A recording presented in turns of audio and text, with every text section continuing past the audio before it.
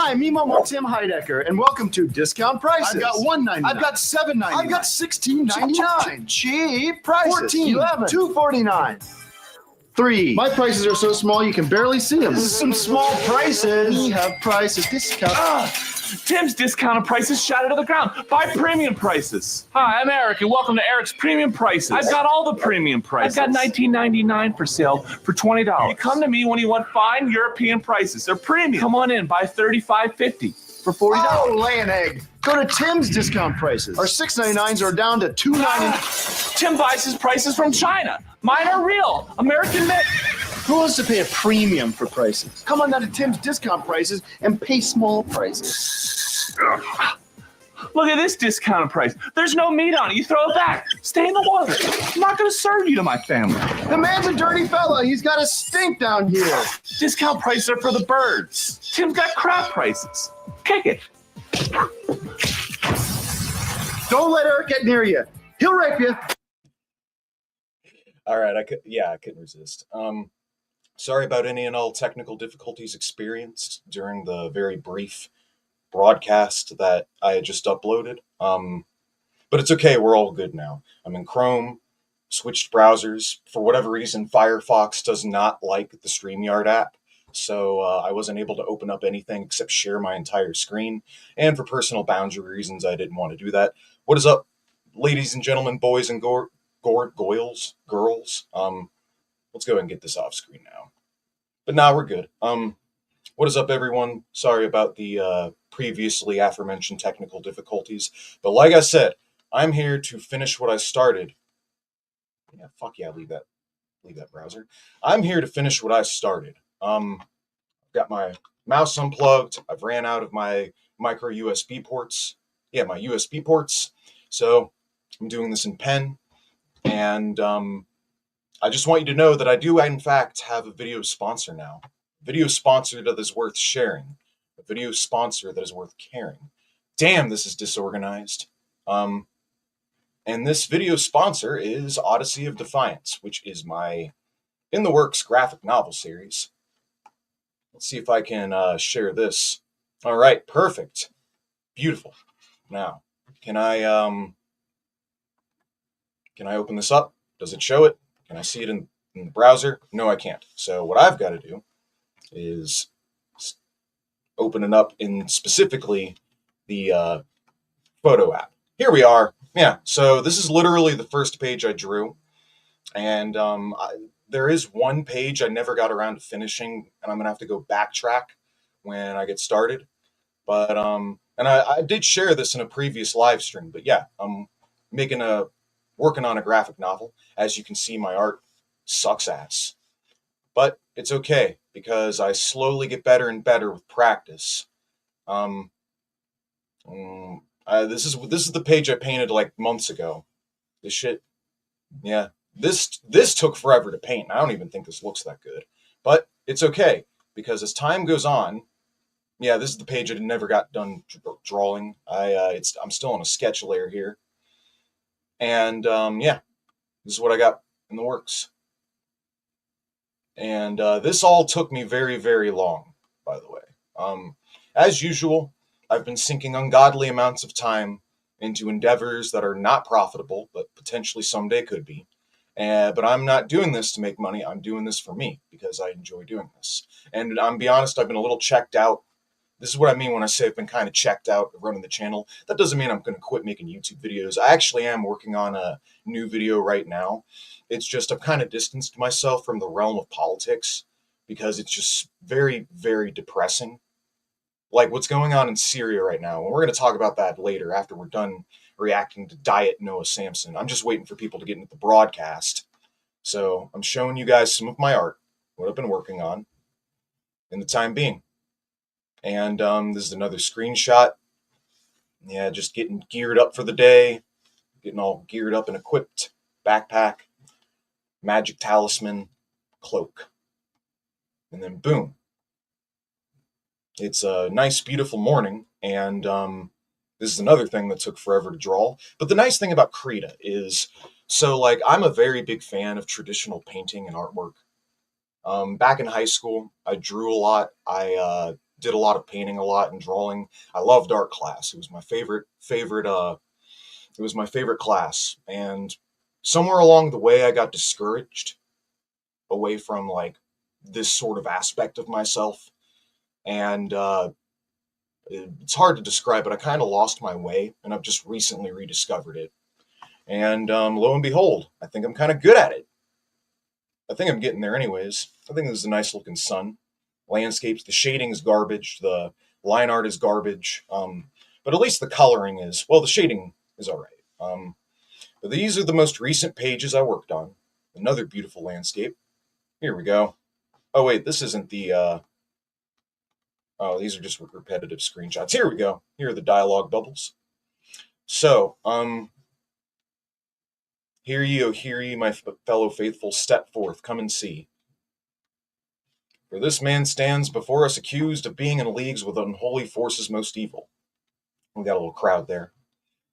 And going through it, and, he's just asking people to give their accounts of this devil worshiper, but he's not actually the devil.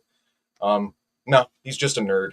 And he's getting, as usual, the nerds are getting picked on and misunderstood by a bunch of ignorant religious buffoons that are afraid because their town is undergoing a crucial crisis right now, and the church is capitalizing on it. That's kind of a summary of the plot, but I will go through this with you. He salted our farmlands, poisoned our water supply, and has violated the maidenhood of our firstborn daughters. He has? No. But are we just going to sit around and wait until he does? So yeah, I take a variety of influences in my work, from a combination of South Park, Lord of the Rings, little hint of Game of Thrones here. Definitely Berserk. Berserk is money. I derive a lot of influence from that. It's really just the sum and culmination of my fictional influences in general. It's a completely fictional world, but keep an eye out for Odyssey of Defiance. I'm going to plug this, by the way. You guys are going to see me plug this shit a lot in the future, because I've sank a lot of hours into this, and it has taken me a very, very, very long time to even get the pages done that I have gotten done.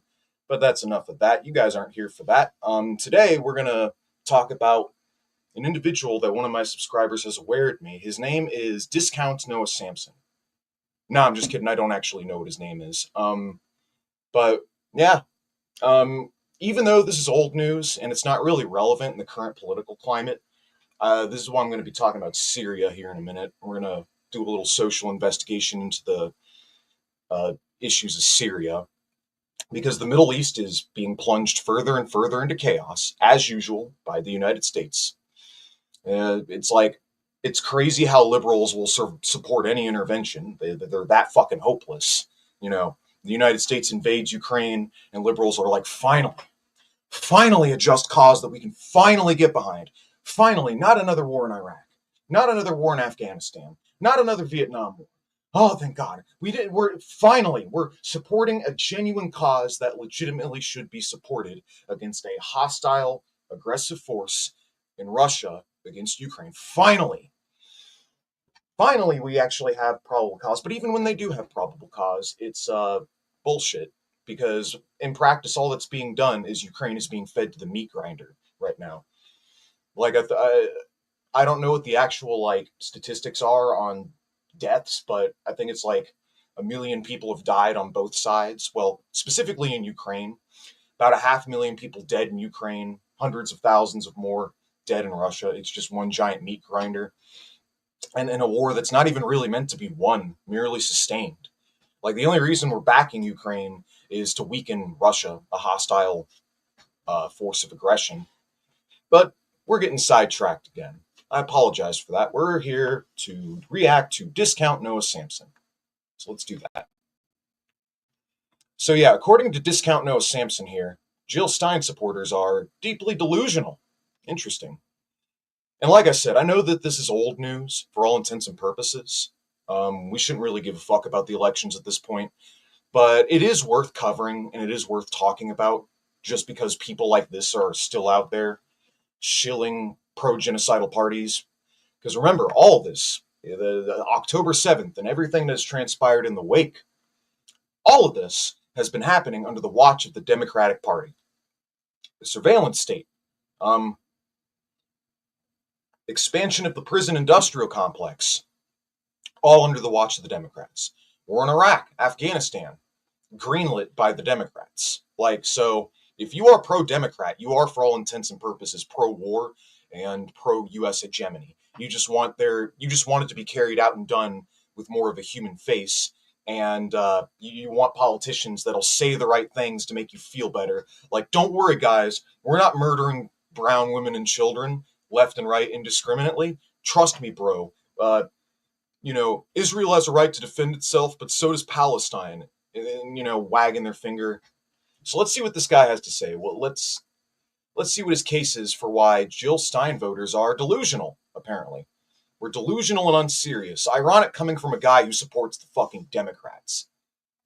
Like, the average Democratic supporter turns out and votes once every 4 years. I don't care.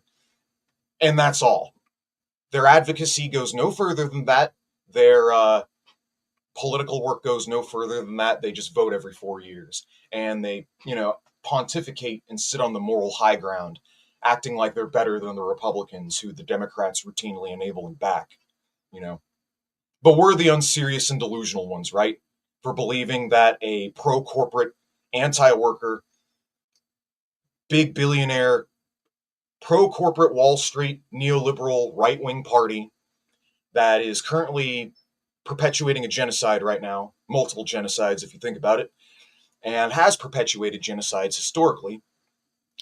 But we're the delusional ones because we want to actually vote our conscience and vote for politicians that actually represent our material interests and that actually are just sincere and genuine and not just corporate suits, soulless, heartless, corrupt career politicians, the likes of Kamala Harris and Joe Biden, But we're the unserious ones. We're not the ones looking deeply into this stuff. We're not the ones that are actually trying to investigate and actually care about the world and care about the issues and actually want to do the necessary work to try and change and influence it. No, we're the unserious ones, not the people that their advocacy boils down to just advocating Democrat and voting blue once every 4 years. We're the unserious and delusional ones, right? Not the people who think that the Democrats aren't pure fucking evil and perpetuate evil across the world and domestically. We're delusional. We're unserious. Let's see what he has to say. And that's coming from me. I don't do shit. I run a YouTube channel, and I show up to a protest every now and again, and I produce YouTube videos, and that's about it. So I'm not even that serious about this. And, real recognize real. This guy's even way more unserious than I am. Let's see what Discount Noah Samson has to say. Hey, welcome back. It's time for another episode of Holy shit. Austin Archer. You can't talk. This man cannot talk at all. No wonder why you only have 37,000 subscribers. I mean, that ain't shit. Damn. The second I see this, even if he was a full-on communist, I would not watch his content. Holy shit. Just YouTube exclusive content. YouTube exclusive content.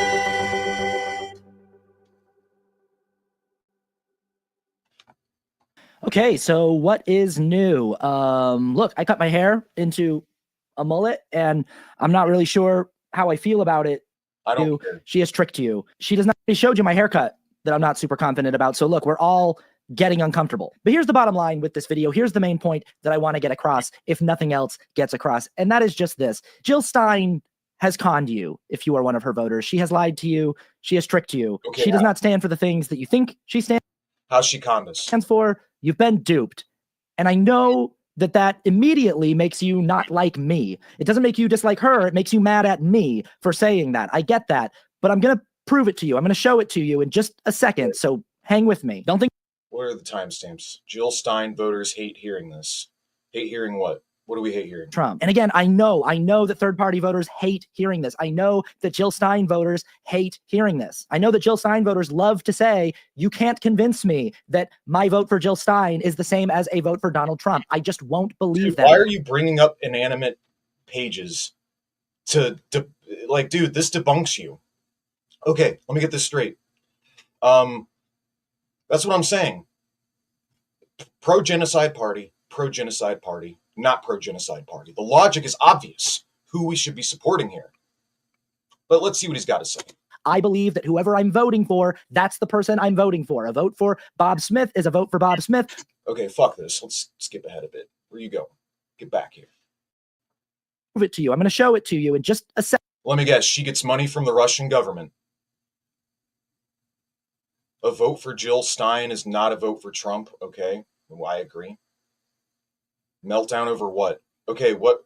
Jill Stein's purpose we are anti. Okay, here's where we finally get 10 minutes in. We get to substance. And that's essentially what Jill Stein has done to the people who are voting for her. She understands that the number one cause in the current election cycle that can drive voters away from the Democratic ticket and toward her campaign is the genocide in Gaza. She is utilizing people's humanity and compassion and empathy against them. And that's why it's so difficult for Okay, how? How's she doing it? Stein voters to cope when they see a clip like that clip of Kashama Sawant, of a representative of the Stein campaign saying that our goal is to make sure Harris does not win. That's our number one goal, not to end the genocide in Gaza, not to defeat the insidious disease of... Okay, prove it. The burden of proof is on you to prove that Jill Stein is insincere. You still haven't done it. Where is the Israeli funding? Where's the Israeli lobby money? Where's the big corporate backing? Where's the military industrial complex? The burden of proof is on you to prove that she is insincere. And you've, based on all the clips I've seen, you quote snipe Shakama Sawant saying we got to make sure Harris doesn't win. Well, yeah, no fucking shit. They're trying to win an election. Obviously they're gonna say we can't let these other politicians win. Like these are the people that accuse people like us of taking things out of context constantly, but that's literally what you just did. Trumpism, not to, tear down the fascistic designs of the modern American conservative wing. No, our explicit, specific goal is just to make sure Kamala Harris never becomes president. It's a hard thing to deal with because the reason you thought you were voting for Jill Stein is you thought... Okay, so if they're actually, never mind. You were voting for the anti-genocide campaign. You thought you were voting for the campaign that stood against what Israel is doing to the Palestinian people. And similar to the abuse... That matches their rhetoric. That certainly matches what they say all along the campaign trail. And if they're not being funded or propped up by the Israeli lobby or any pro-Israeli entities, there's no reason whatsoever for us to think they're insincere. Again, you're trying, the burden of proof is still on you to prove that she's insincere. When Stein has been consistently an activist, yeah, she's a lib. Yeah, she has her limits. No, she's not a socialist. But the fact of the matter is that she has been an advocate on all the right issues. Historically, she has been consistently right on the issues. She has a long history. Let me show you guys something, actually. Let's do Jill Stein, Iraq War 2000s.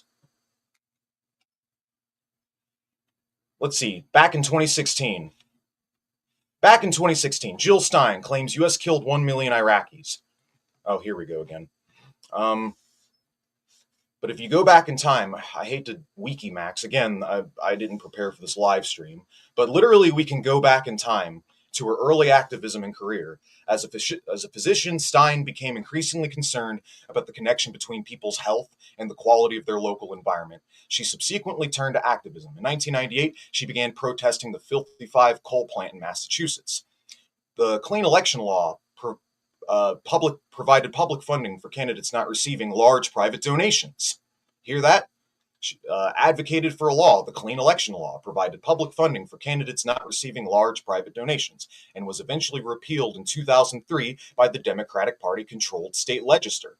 Stein had said that she left the Democratic Party and joined the Green Party when the Democratic Party killed campaign finance reform in my state. Oh, look at that. Her being consistent and principled. She could stay in the Democratic Party, become a career politician like Bernie Sanders or Kamala Harris, and she could basically be the token leftist bleeding heart within the context of a heavily controlled bourgeois political machine, but instead she left and she joined the party that has no money in it. She went down the political career path where there's no money in it so that she could advocate on principle. Again, hold on. In a 2024 interview with Haaretz, Stein said the Green Party was an alternative to the rigged two-party system in which both parties are widely regarded as sponsored by and serving economic elites. On the 20th, Stein is expected to speak at a rally convention by the People's Forum, the Palestinian Youth Movement, and Answer. Let's see, the Answer Coalition, the Palestinian Youth Movement. Would these people be letting like a Zionist shill speak here? Again, the burden of proof is on you to prove that she's corrupt, and so far you haven't demonstrated anything. What's her purpose? Come on, buddy. Victim who can't believe that something so beautiful, this beautiful love story, could turn into something so ugly. You can't believe that something that started off with genuine empathy and compassion and humanity and concern for the dignity of human life could turn into just a shadow campaign for someone as inhumane and narcissistic and fascistic and authoritarian and terrible as Donald Trump. And so what happens is, instead of saying, I gotcha. So I thought he wasn't. I thought he was going into this with some nuance. A vote for Jill Stein is not a vote for Trump. He's actually arguing a vote for Jill Stein is a vote for Donald Trump. That's hilarious. Oh my God. So let's just address this real quick. The idiot logic that they run off of is based on the premise that the Democrats are entitled to your vote, that you have to vote Democrat no matter what. It's been in the preconceived premise that you have to vote Dem no matter what, and if you don't, it's a vote for Trump. Well, I could flip the logic on your head. A vote for the Democrats is a vote against the Green Party. A vote for the Democrats is a vote against the Green Party. You're taking away a vote that could have potentially gone to the Greens and helped them win the election. See how easy it is for me to flip this dumb motherfucking logic on its head? oh my God, fuck Jill Stein. I can't believe she tricked me and used my empathy and my compassion against me. You say, fuck this guy. Fuck that guy with the mustache and the stupid hat and the bad haircut. Because it's really profoundly bruising for the ego to come to terms with being conned like that and suckered like that. When someone's telling you that you were the victim of a con job, when someone's telling you that you fell prey to a bad lie, it feels like that person is specifically saying You're just saying Jill Stein lied, but you haven't demonstrated how. Give me examples. Give me examples. Give me receipts. Give me the evidence. Are stupid. You are gullible. You are easily manipulated and used against you in such an insidious and sinister way. And also, having said all that, I have been engaging with a lot of Jill Stein voters on the internet lately, and I've kind of come to the... Hold on, I'm going to read a few comments. Noah Samson is just trying to shut down any conversation about voting for a third party. Well, this isn't Noah Samson. This is Diet Noah Samson. This is discount bargain bin in the trash, discounted several times. Nobody wants it. This is like the ghost of Noah Samson. This is like his evil twin brother, sort of. You must be planning some dope shit if you're using Firefox. Fuck yeah, I am. Yo ho ho and a bottle of rum, comrade. A pirate's life is a life for me. Yo ho ho and a bottle of rum. Arr. I even got the look. I got the hair. I got the beard. Make sure the Democrats can't get elected until they give in to our demands is a goal, and it is based. Unironically, yeah, that's the way politics should work. You know, or at the very least, that's the way it's supposed to work. In bourgeois parliamentarianism, is responsibility falls on the party to make the necessary appeals and to offer and deliver on the goods that they made on the campaign trail. But there is no law in place. It is not illegal for the Democrats. They are under no legal obligation to uphold any promises they make on the campaign trail. And in general, guys, the only reason the Democrats even pander to like left libs and like social Democrats, the only reason they do, the sole reason they do, and it's the same reason why they keep Bernie Sanders around, the only reason for this is because of the advocacy of the Green Party. The Green Party has pulled the Democrats left. In an effort to sabotage the Green Party, pull votes away from the Green Party, and undermine the Green Party, the Democrats have increasingly had to lean more on left-leaning rhetoric and have to have people like that around. Like that's what I'm saying. Like that, it's part of the campaign strategy. It's how they lure people in. Because they have to. Because if they made no appeals to working class interests, if they didn't give in to any concessions, which many of the times they don't, like during the general election, you don't see this happen. It's mainly during the primary that I'm talking about that they use this strategy. They'll present more left-wing alternatives at the primary, lure people in, and then you'll have said left-wing alternatives, once they inevitably lose the election because it's fake and rigged, advocate for the incumbent, the Democratic chosen incumbent, the general election candidate. And once they do, they're at the general election now. They have no fucking reason to make left-wing appeals. Want to know why? Because the people who vote in reliable chunks the most are aging suburbanites, aging middle-class suburbanites, boomers, Gen Xers, and even a decent amount of millennials, not as many nowadays, of course, but point is that though they do not make up the majority of the population, they make up a reliable constituency, and people like this tend to be more right-leaning. Many of them tend to be more likely to identify as conservative, and so the Democratic partisan strategy since the 1990s has been to present more leftwards during the primary and then run to the right during the general. Bill Clinton did this with success. Barack Obama did this with a degree of success.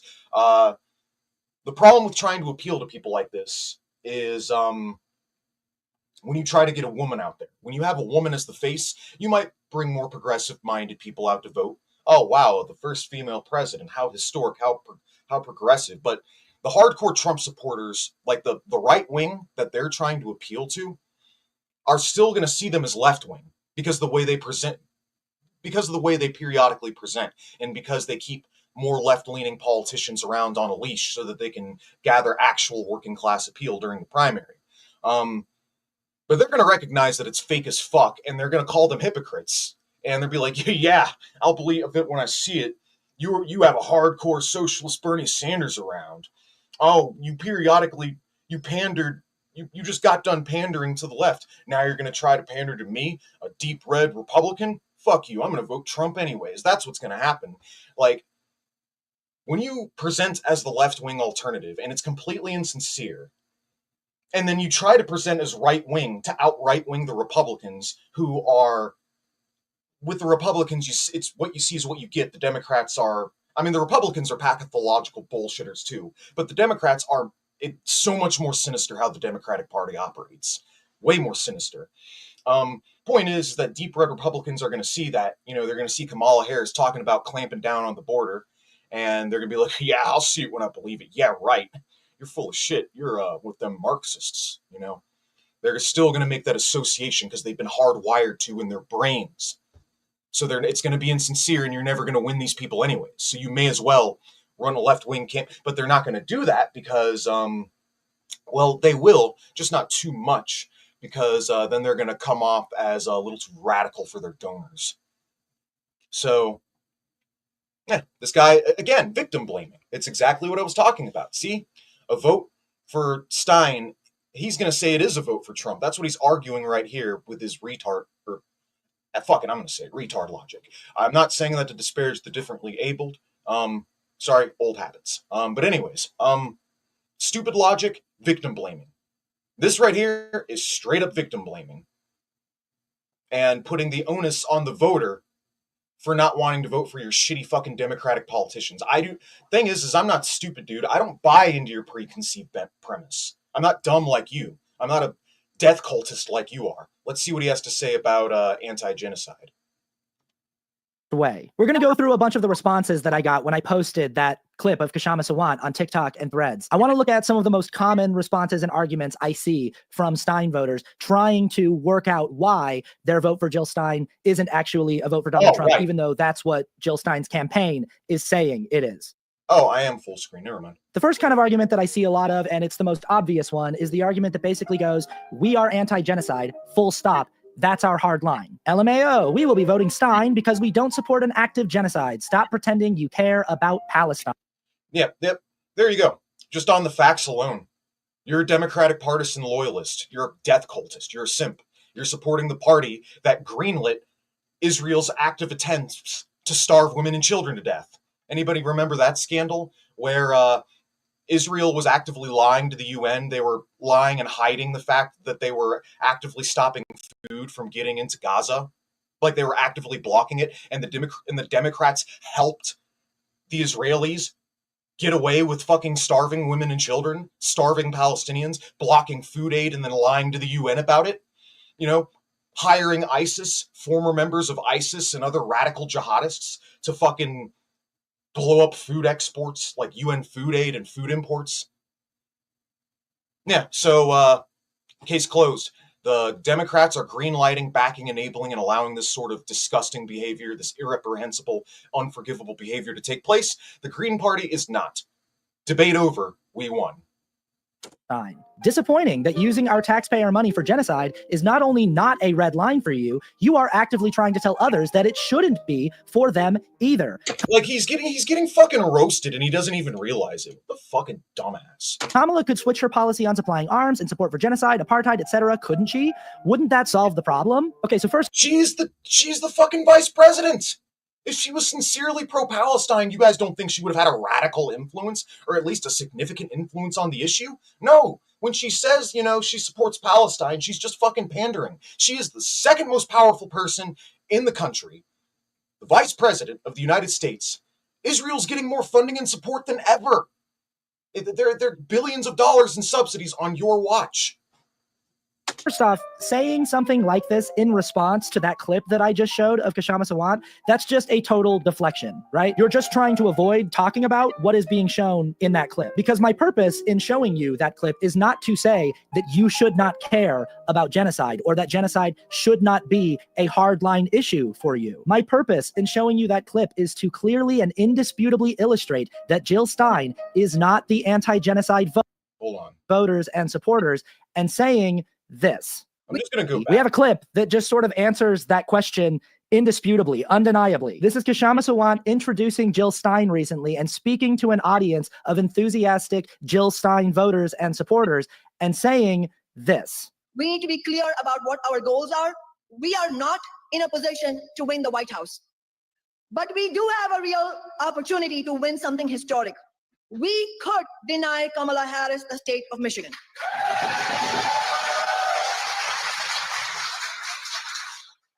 What? Okay, so she's just acknowledging that they're not going to win the general election, but they are going to win a state, and that's a moral victory, or that's actually like historic progressive victory.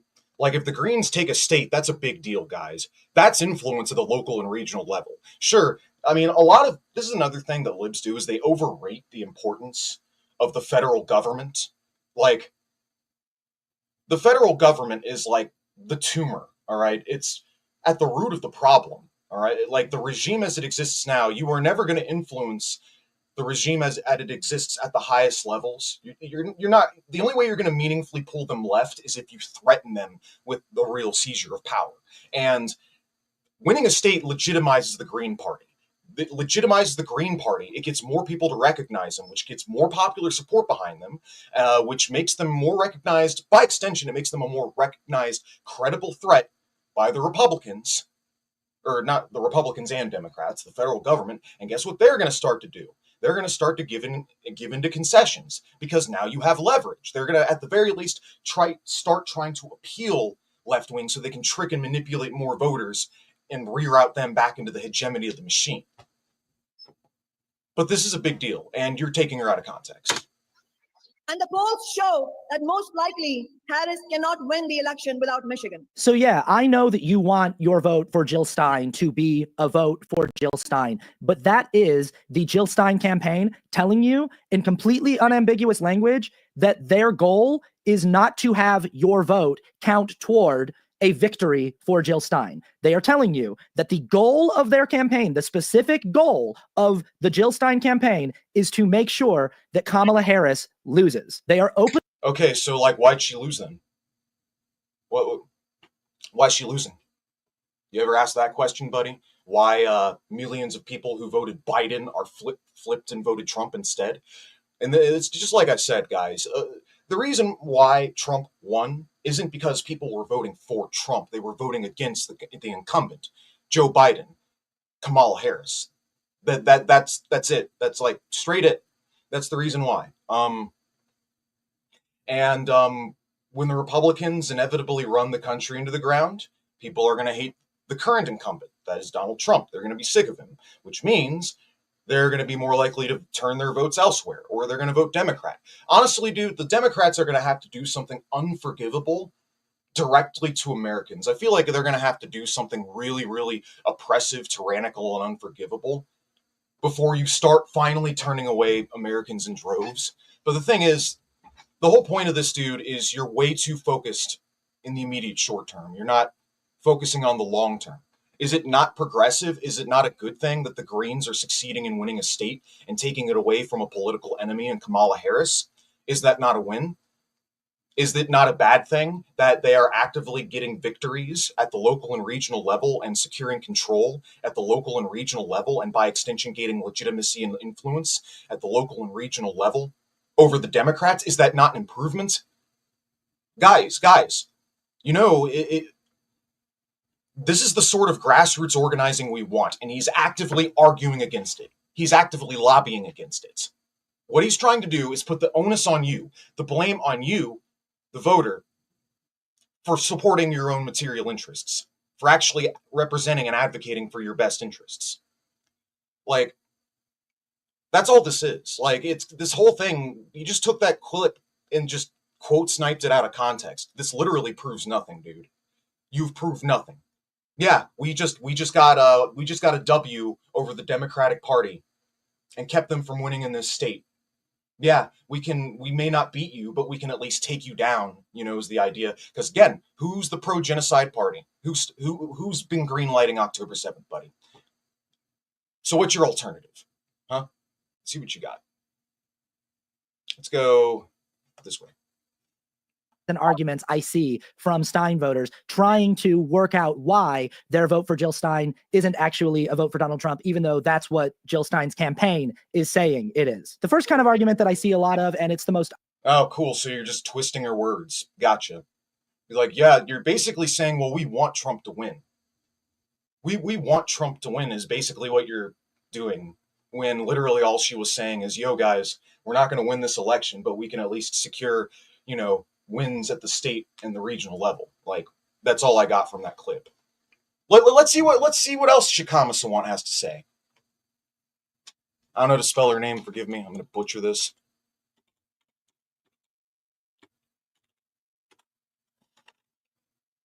Shikama Sawant. Sorry guys, I cannot spell her name. How do I spell Shikama Sawant?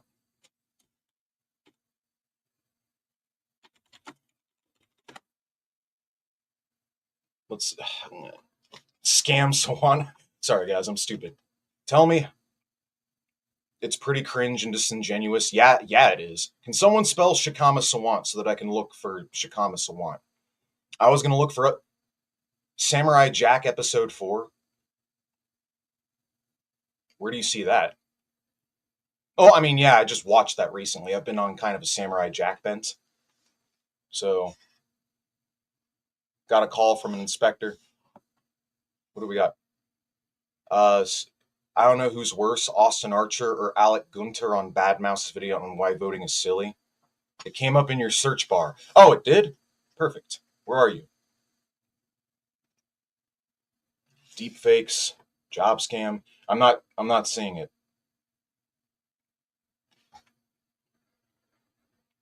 Deepfakes. I'm about to give up. Well, I was going to look up I was going to look up some other clips of her and see where he's getting this clip from. Actually, maybe he includes it in the description because I want to watch it. I ain't donating to your Patreon. What do you got here? Where is the clip? I'm going to see if I can find this on Twitter. You know, just a little courtesy, bro. If you're going to make these videos, you can at the very least include receipts, like links to the clips you're talking about. Here we go. Dearborn, Michigan, the end of the genocide rally. End of the genocide rally, Dearborn, Michigan. I want to see organized to end genocide, Dearborn, Michigan rally. Okay. Workers strike back, WSB. Oh, that's how you spell it. I'm stupid. God. Name. Watch it live. Let's do it. Let's do it live. This is a little bit bigger, even though I put on my contacts, but You see, this is what I hate about the role creators. They never Turn bring my their blanket friends.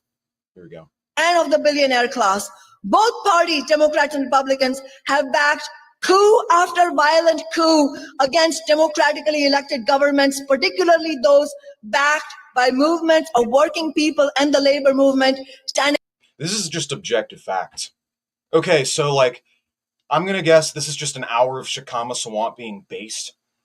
Now, I'm not saying I agree with her on everything, but it's just going to be base take after correct take after correct take. And this is all he was able to pull out of it was, we're not in a position to win at the federal level, but we can at least, you know, sabotage part of our opposition and secure a win at the state regional level. If that's all you got, dude, then you're cooked. Like, whatever. That's literally all he's got.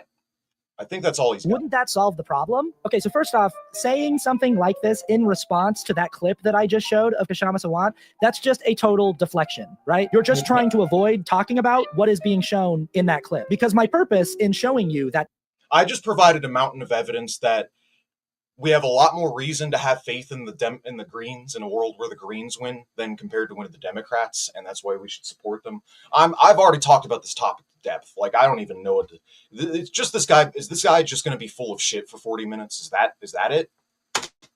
that clip is not to say that you should not care about genocide or that genocide should not be a hardline issue for you. My purpose in showing you that clip is to clearly and indisputably illustrate that Jill Stein is not the anti-genocide vote you believe she is. So this is what I mean when I say that Stein voters are not engaging in this discourse. Again, victim blaming, voter blaming, blaming the voter. It's your guys' fault because you won't vote for our fascist genocidal politicians. It's your fault. It's your fault for going on your own way and trying to organize something outside the two-party duopoly. Your fault. I mean, is there fundamentally a difference between a guy like this and a conservative? I mean, this is just what a modern-day conservative pseudo-intellectual jackass sophist looks like. That's all I'm saying. It's your fault. Jill Stein said she knows she can't win. Shikama Sawant said that they recognize that they can't win. Therefore, it's your fault. Shikama Sawant and Jill Stein are under no delusion or pretense that they're going to win this election. Therefore, it's your fault. It's a non sequitur. It's a non sequitur. It's fallacious reasoning. It's victim blaming. It's gaslighting. It's blaming the victim. In an intellectually honest way. They're trying to shift the parameters of the conversation away from, is a vote for Jill Stein a vote for Donald Trump or not, to, is genocide bad or not? And that's not something we disagree on. We both agree that yes, it is bad. And yes. So then why do you vote Bloo? If you really care that much, why are you getting behind a fascist genocidal party? Guys, don't try to organize resistance against Adolf Hitler. Just join Hitler Light. You got to work with Hitler Light. You can't organize against that. It's your fault that Hitler Light's not succeeding. Stop organizing against Hitler Light.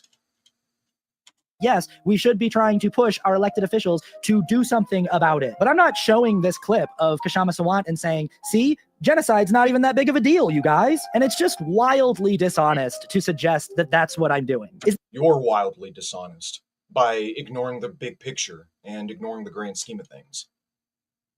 Is this the same how Harris voters can't admit they don't consider genocide a red line? Even though they don't? Even though they clearly don't actually see genocide as a deal breaker? Clearly not, because this guy is saying don't vote green. Clearly not, because this guy's a Democratic partisan. Is this the same as how Harris voters can't admit they don't consider genocide a red line, even though they don't? Even though they clearly don't actually... Like, even if he's not a Harris voter, I'm not 100% certain, but I'm about 90% certain this guy voted Kamala Harris. But even then, there are still people like this who do vote Kamala Harris and do vote Blue and really do think like this. I know many of people who do. Actually see genocide as a deal breaker. So in the video that I shared, I said something to the effect of, you're voting for Jill Stein because you can't bring yourself to admit that you're actually voting for Donald Trump. That in a two-party race between Donald Trump and Kamala Harris, you are voting against Kamala Harris, which is... Remember, guys, these are our enemies. These people like this are our enemies. And that should be very reassuring to know that your enemies are this dumb. That's the main advantage that communists have over like liberals and like the capitalist system in general. Once you understand the system and once you understand like the flow of human behavior, they're so predictable. People like this are fucking predictable. Like I said, I know liberals in my personal life, and I was able to correctly predict their opinions on a myriad of issues. Iraq and Afghanistan, war in Ukraine, Israel, Palestine, what their opinion of the CEO killing, like their behavior is very fucking predictable. So if you can reliably predict the behavior of your enemies and you understand the thought processes of your enemies, that's when you can best them. That's how you learn how to defeat them. So keep that in mind. That unfortunately, a solid 10 to 20% of Americans are just too far gone. They're our enemies. So they're going to cling to the old regime at all costs, and mark my words, so is this guy. But the good news is that they're dumb as a box of bricks, and that they're fallible human beings and they can be beat regardless of their access to resources, regardless of how rich they may or may not be, regardless of their influence. They're fallible human beings like you and me. They've been overthrown in the past. They've been defeated in the past, and they will be defeated again. Is functionally the same thing as voting for her opponent. Yeah, buddy. If Let's skip ahead. aim their vote. Before I even read any of these comments, I just want to say that, like, this is so rich coming from these particular people. Having these specific people say, don't shame me, stop shaming me. Dude, you're 20 minutes in, and your entire argument rests on this premise that Shikama Sawant wants Trump to get elected, as though Shikama Sawant is out here. If she really wanted Trump to get elected, she'd be fucking campaigning for him. You wouldn't need to like go through an hour-and-a-half video to quote snipe this little piece out of context so that you can just twist and craft an entire narrative from a little out-of-context 5-second clip. Like, oh my God. Is just so ridiculously ironic, because literally all I'm doing here is just showing a clip of a representative of the Stein campaign saying, hey, we're trying to get Trump elected. Like, that's all I'm doing. But these people will literally say, if you disagree with my bad, false premise. You're trying to stop the Democrats from getting elected. Therefore, you're trying to get the Republicans elected. Dum dum dum dum dum. Again, his whole thing not only rests on an out of context clip, but it also rests on this bullshit premise that it's our fault. Like, it's all our fault if the Republicans or the Democrats or who else get elected. No, it's not. It's not our fault at all. Blame does not rest on us. It rests on them. I mean, it's not even that democratic anyways. Like, there's really, like, when you get down to the brass tacks, there are little to no democratic institutions in the United States. If this system was democratic, we would have single-payer healthcare, dude. There's a host of other policies which have recently become very popular, and it wouldn't take, it wouldn't take the amount of effort it does at the grassroots to get them enacted, is what I'm trying to say. Because you have to understand what you're opposing, and you have to understand what you're up against. This is all based on a surface level bullshit premise. Like, fucking seriously. political strategy, that means that you like killing kids. That's what that means. It means that you are Oh yeah, no, that's great. It's just beautiful. What a beautiful little fallacious narrative you're trying to craft. Name the scientific law that mandates me to vote for your genocidal party. Show me the evidence that, dude, and bear in mind, he's acting like the Republicans are really that much different or that much better. Like, the lines between the Republicans and Democrats in recent years have become increasingly blurry. And keep in mind, the Democrats have backed plenty of fucked up bullshit on their own. They're not actually left-wing. You will never pull them left. You have no leverage to pull them left. It's just so pathetic. These people are just pathetic. Daggone. Like, I'm not going to watch much more of this because he's got nothing. He's literally got nothing. His entire bullshit premise hinges on a clip quote sniped out of context with this bullshit fallacious interpretation that only works if you buy into the premise, if you buy into the interpretation and believe it. It's It's tautological. That's what it is. It's a tautology fallacy. It's true because I believe it's true. It's true because it's true. He has no other arguments. Like, even if in practice what the Green Party did helped the Republicans get elected, so what? We're trying to oppose both parties. We're trying to oppose the system itself, dude. Who gives a fuck? Who gives a fuck? Like, the Republicans only look worse on paper. Like, but both parties are not that much different. Like, you got to start somewhere. So what are we going to do, dude? Vote blue ad infinitum until the heat death of the universe? Are we just never going to go outside the lines of the two-party duopoly? Are we just never going to actually go out and advocate for our material interests? Are we never just going to go out and organize? Is that it? Are we to procrastinate on the necessary work and the necessary actions that must be taken for the long-term needs of the movement at large? Are we just to not fucking do anything? Just vote once every 4 years and not pay attention to the world around us? Is that it? What's your alternative? Pro kids getting killed. You're pro genocide. You're one of the worst people alive. That's what that No, you are, buddy, because you're voting blue. means. If you disagree, I'm voting for the anti-genocider party. I'm doing anti-genocider organizing. I don't see any people like you out there doing shit like that. So he's just deflecting. This is literally just him going like, no, you. Shikama Sawant said this thing out of context. She said, we're trying to beat the Dems. We're trying to win this local election. Therefore, no, you. I don't need to go on. I'm through. I'm not going to lie, dude. This guy is really, really dumb. Like, really, really, really dumb. Let's go forward a little bit. this video, Stein voters and third-party voters, by and large, are not very self-aware people. There's not a lot of The nerve of you. Nerve of you. serious self-reflection going on there. There is a lot of really, really overt projection. Please find the clip where Shikama Sawant explicitly says that we're trying to get Trump elected. Where she's explicitly like, yeah, we want Donald Trump to be president again. Make Donald Trump president again. Please find the clip where Shikama Sawant is actively campaigning for the election of Donald Trump. Not just a clip that says we're trying to defeat the Democrats and we're under no pretense or delusion that we're going to win this election. Short-term gains, buddy. Short-term gains. That's what she's saying.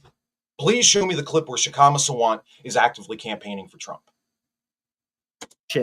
Going on. At any rate, stop. Please show me the evidence that Shikama Sawant is actively getting funded by the Republican Party. Actively getting funded by the Israeli lobby. Please provide the evidence. The burden of proof rests on you, and so far, you haven't proven anything. You've just been invoking this bullshit tautology the entire time.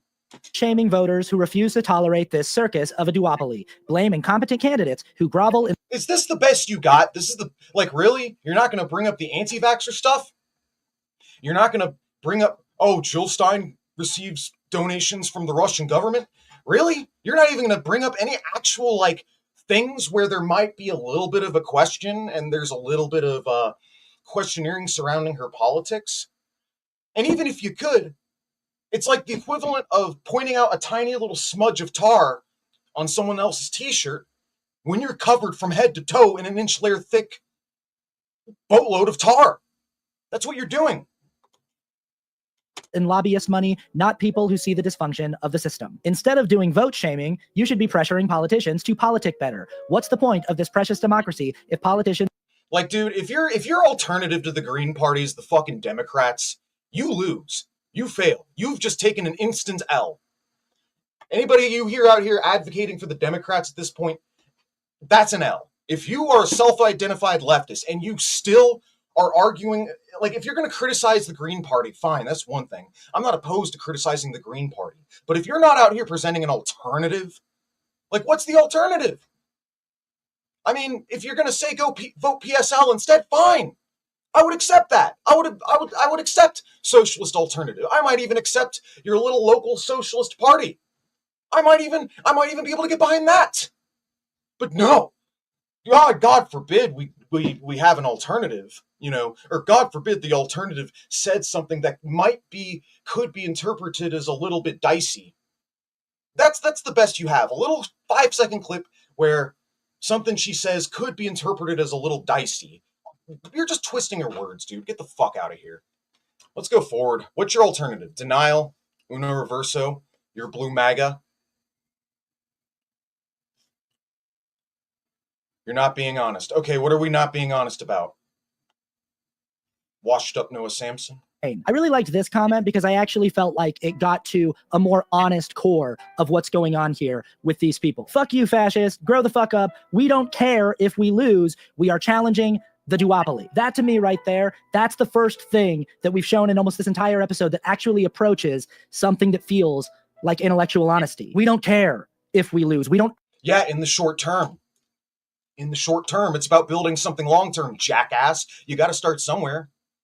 Actually have any real goals. We're trying. Yo, guys, this thing we call civilization is accelerating at about 120 miles per hour straight towards a brick wall.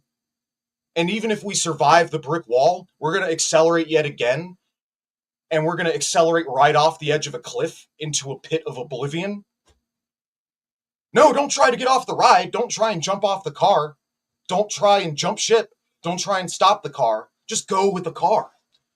Eat that brick wall. As long as I get mine, as long as we can avoid potentially a little pain in the short term and not suffer in the long term, as long as we're getting killed slow, that's all that matters. I'm going to stay on this car. I'm going to go straight through that brick wall and drive it off into a cliff of oblivion because I don't care if it impacts me in the future. I don't care about the future. All I care about is me, and what impacts me personally.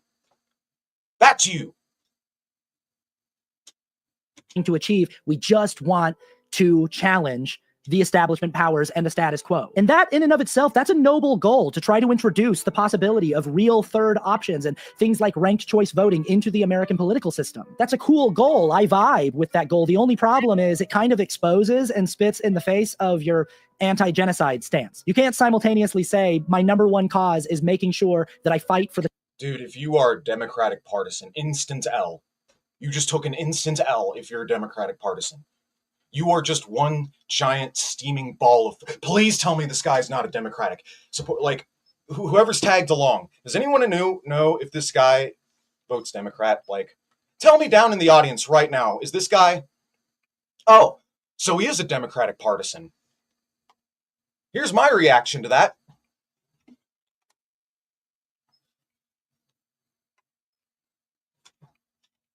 Disappointing porn. Here we go. This is my reaction.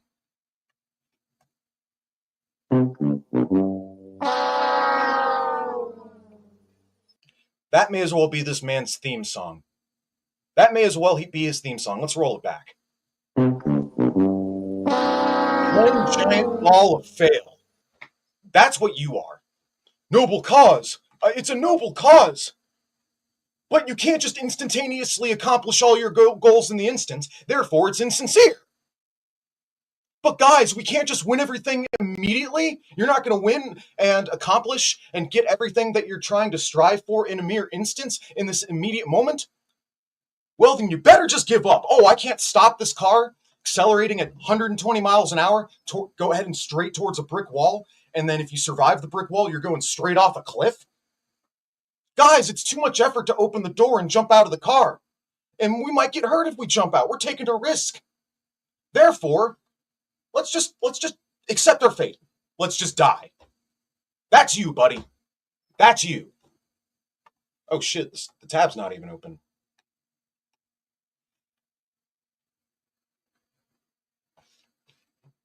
Wait, where'd the screen go? History, history, history's mystery. Oh, I want to time this right. I want to time this just right. Oh, right. Right here.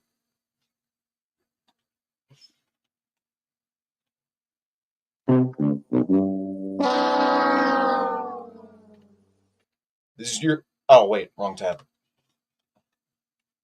Congratulations, buddy. This is your theme song. Not trying to do that, motherfucker. Prove it to you. I'm going to show it to you in just a second. So Denial. I'm just going to completely pretend that she Again, didn't this all essentially rests on say this all rests on the unhinged premise that Jill Stein is actively trying to push to get the Republicans elected. That's all this massive unhinged premise rests on. Literal gaslighting. So I'm gonna go ahead and skip ahead some more. Uno reverse. So this fucking video.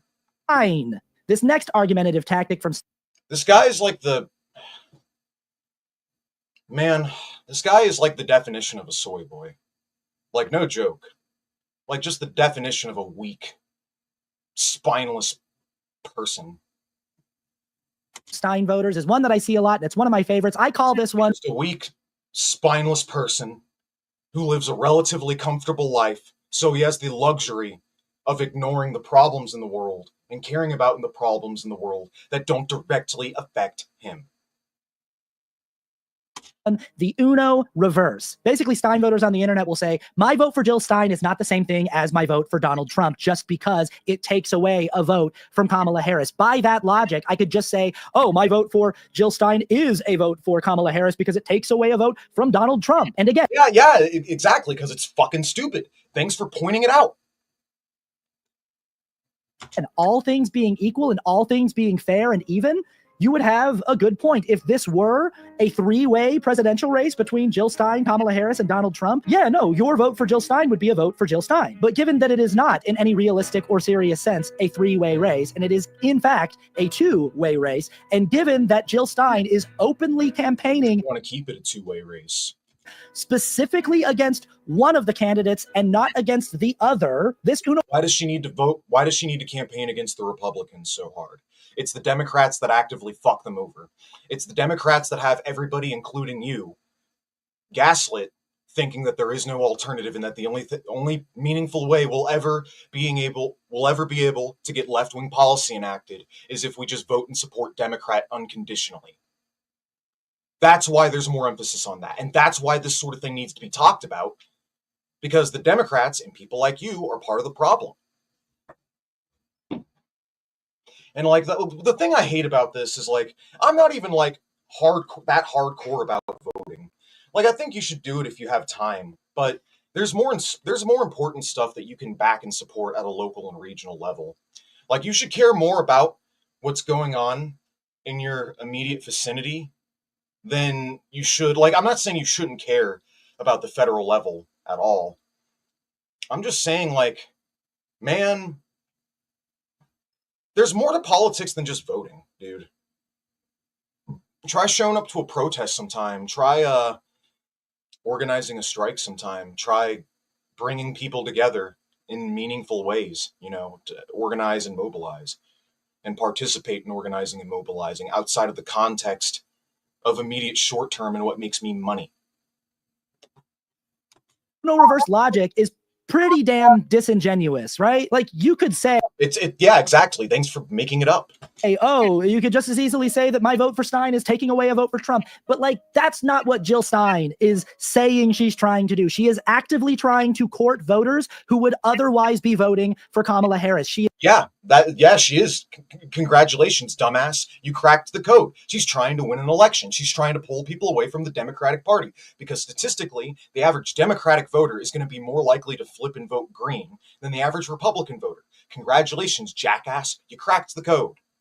He is trying to get voters to abandon the Harris campaign. And the reason I know this is because she's constantly speaking with people who have signs behind. Oh no, don't. Oh no. Yeah, that's the point.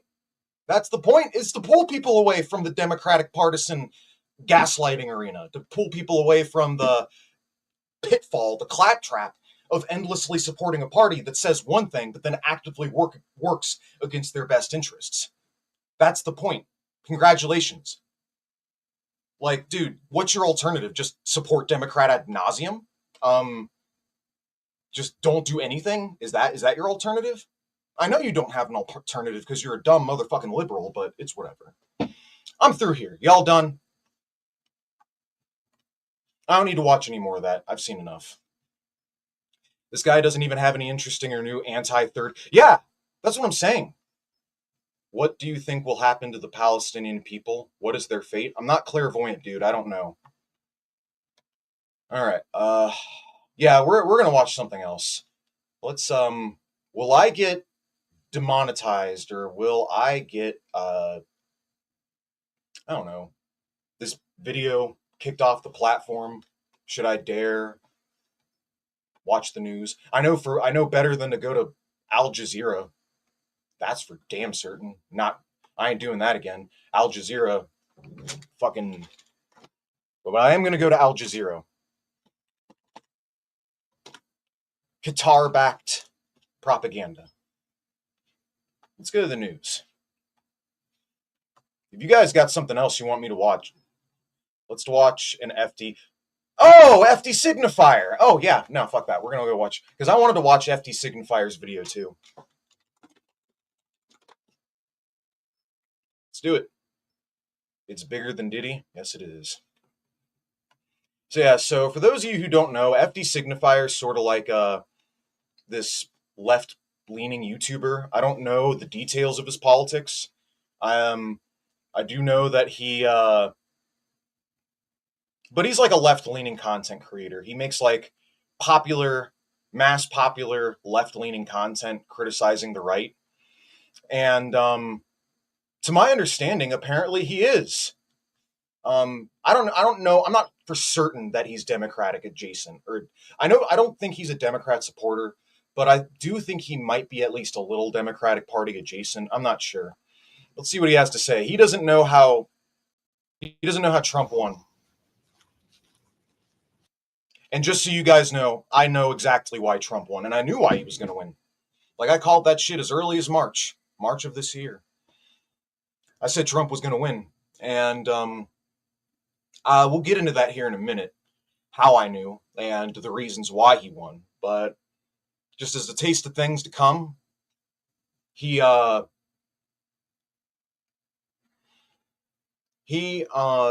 not the incumbent. People are living under the incumbents. They're living through the current presidential incumbency.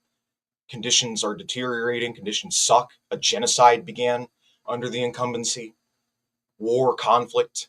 Not to mention, people are just sick and tired of being lied to. People weren't voting against, or they were voting against the Democrats. They were not voting for the Republicans. That's my reasoning. And my main evidence for this is like several million people who voted for Biden in 2020 flipped and voted Trump in 2024. That's one evidence. Another one is the Kamala doing literally nothing to distance or dissociate herself from the incumbency. That's another big one. Like, but I knew because this always happens. People get sick of whoever the incumbent is, and they vote against the incumbent. And Donald Trump, at the very least, has the aesthetic of like a faux straight shooter, faux populist. Plus, the economy was objectively better under Trump. Keep that in mind. We had a better economy 7 or 8 years ago. All right. Now, whether or not that's Trump's fault and whether or not that's the Democrats' fault is a different story. I'm just talking about how people perceive things. A lot of fun and games today. We're going to jump right in. I did a live the day after the election where Donald Trump became only the second president in American history to win a non-consecutive term by... I know, it's historic. Trump won non-consecutive terms, one after another. Convincingly beating Kamala Harris, and emotions were high. Yeah, he won in both the primary... Well, he won both in the Electoral College and in the popular vote. It was actually insane. Information was available, but based on what I had seen and what I had been hearing at that time, I made the proclamation in this live that the core reason Kamala Harris lost her bid for presidency of the United States was misogyny and racism. I base this not just on my general beliefs on the pervasiveness of sexism and racism in this country, but on... I mean, he's not wrong, but that's not the primary reason. I don't think it's the primary reason.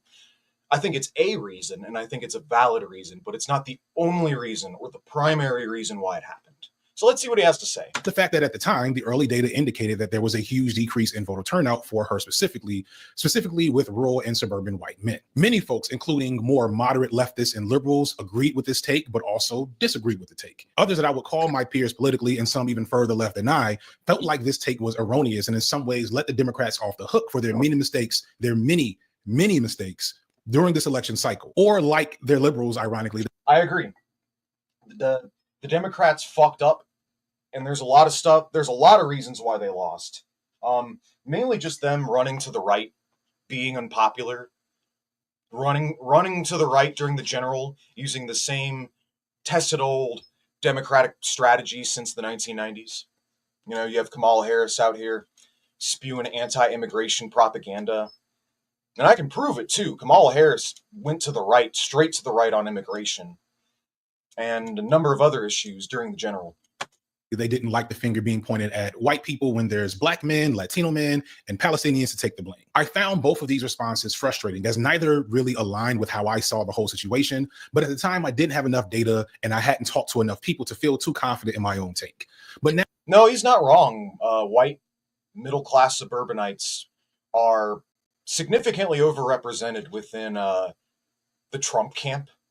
They do make up a sizable portion of them. While they may not make up the majority of voters, they make up a constituency that will reliably and consistently vote and turn out for Trump or Republican or what have you.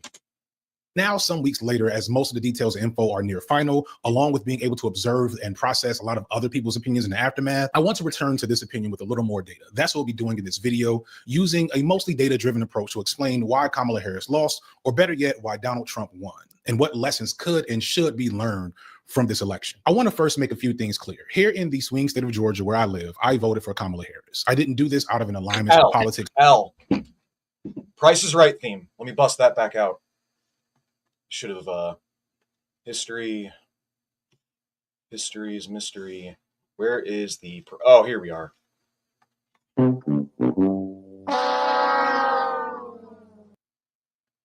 It's a shame too, because he had me going there for a second. I thought he was actually on to maybe he is onto something, but still, this is your theme song by virtue of being a Kamala voter. You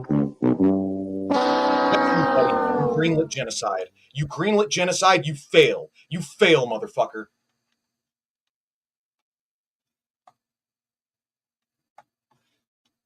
That Kamala represented or ran on, especially in the latter part of her campaign. I didn't do this with the mythical hope that she would be pushed left. That just doesn't really happen. I voted for Kamala Harris because of the two devils I was faced with. I preferred her, the devil I knew. To many, that is unsatisfactory. And to those of you who feel this way, it is what. It's sad that genocide is not enough to get even you. It's a shame too, because he seems like a cool and reasonable dude as well. It's a damn shame. Like, FD Signifier is a pretty smart dude. He's made some good videos. It's a shame that, like, this is the extent of his advocacy. He could be greenlighting the Green Party, no pun intended. He could have been out there during the campaign making videos advocating for the Green Party. He has an exponentially larger following than I do. How many votes? Yeah, almost 1 million subs. Dude, could you imagine if like FD Signifier, ContraPoints, and a bunch of these other big YouTube influencers collaborated and just started greenlighting the Green Party?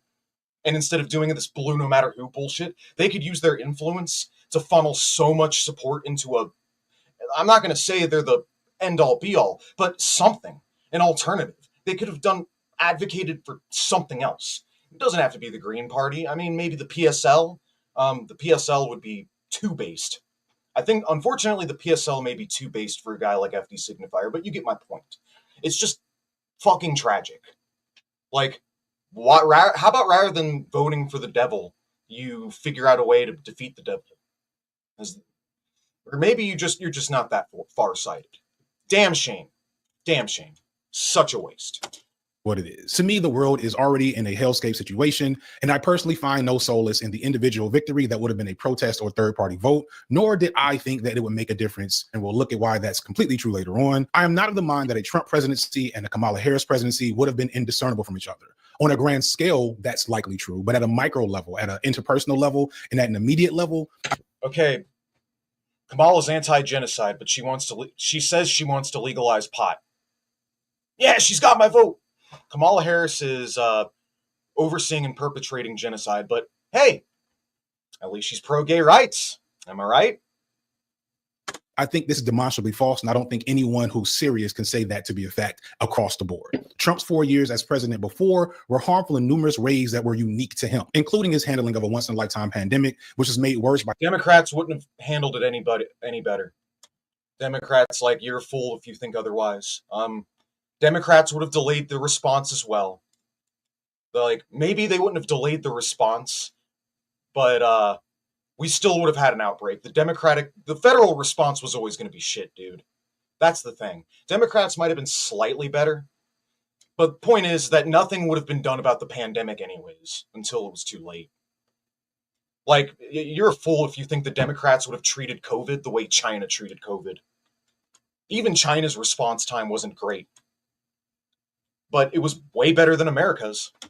By his incompetence, but I digress. I'm only bringing this up because I also don't want this video to be mistaken as a defense for Kamala Harris or the Democrats. And it's really frustrating that our political discourse on the left has been so atomized and just made into content garbage. I'm be honest, dude, I think you deserve to be ridiculed for voting Kamala.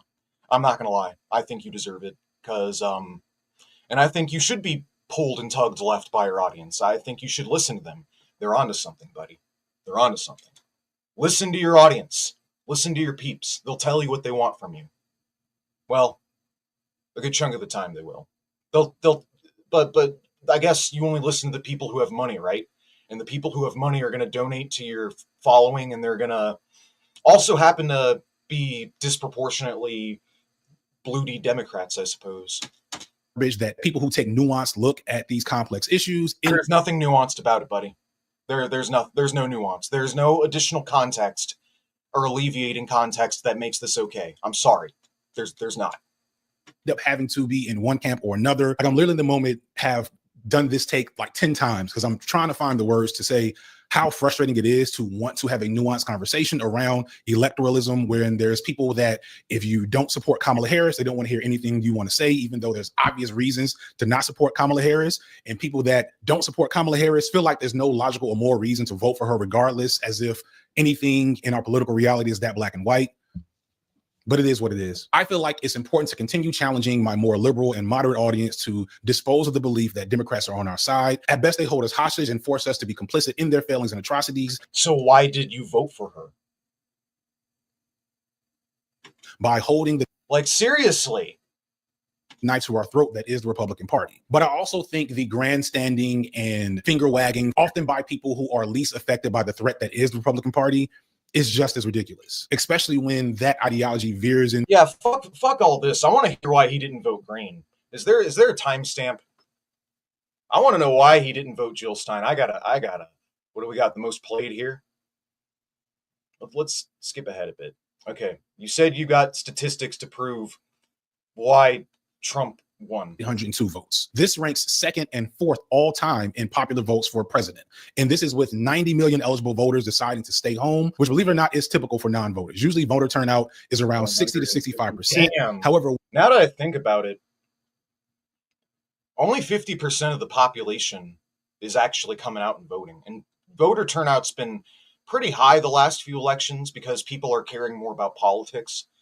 So they're increasingly more likely to turn out and vote and voice their support. But damn, the last few elections have really been historic in terms of how many people have turned out. one important detail that we'll come back to a few times is that in 2020, Joe Biden set the record for popular votes with 81 million votes. The important fact to point out here is that Kamala Harris got around 7 million votes less than Joe Biden did back in 2020 nationwide. Now, you might immediately look at that and say this is because Kamala ran a bad campaign and because she campaigned on the wrong things that her base and regular people did not care about. Or you may immediately look and say that Kamala is a victim of sexism and racism because the same people that voted for Biden, whose campaign was exactly like hers, did not vote for her. And I think when you're looking at it at a national level, it's more people died under Biden from COVID than under Trump in the same time span. Yeah, it's because the virus was already established.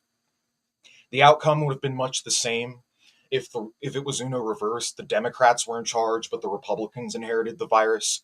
But the point still stands that Biden didn't lock down. He kept the economy open. He basically let COVID go endemic. And now I know several friends and family members who've been getting sick with it several times and who are going to continue to keep getting sick with it because it's a very quickly adapting virus. It is not mundane. It is, don't let anybody lie to you and tell you that it's not that big of a deal. COVID can and does fuck people up. Though the death rate isn't that high in general, but the death rate amongst like older and elderly adults is much, much higher. So like life expectancy has been permanently lowered by 2 years in the United States of America under the presidency of Joe Biden. This is a fact. It's hard to be definitive because we're talking about all 50 states, many with complex dynamics of how voting plays out. There's reasons to think that Kamala failed to inspire. We should watch a good FD video. Oh, I thought this is what you were talking about. Well, where's the fun in that? I'm just going to be sitting there agreeing with him half the time. Nationwide with a campaign that started late where American people didn't get to choose her, and her campaign was not overly detailed on policy. And the stuff that was emphasized showed her to be a centrist and a moderate, which much of the base might not have been into. I would argue that much of her rhetoric at the Democratic National Convention in August was more suited for a moderate Republican than a Democrat. She talked about securing borders, having a strong military. She avoided addressing identity politics. She campaigned with Liz Cheney. One of her biggest things she would talk about. Yeah, she went to the right. I rest my case. That's what I was saying earlier. She ran to the right during the general. And that's a big reason why she lost. Was how she was supported by the Republican establishment. And most alarmingly, she refused to engage with any talk of ending the United States' role in the ongoing genocide in Palestine. In the aftermath of her loss, many pundits and insiders have came out to make accusations that her campaign wasn't very good and the groundwork strategy was flawed. It was. She shit the bed, dude. She shit the bed. This is the theme song of fucking Kamala Harris accepting an endorsement from Liz Cheney.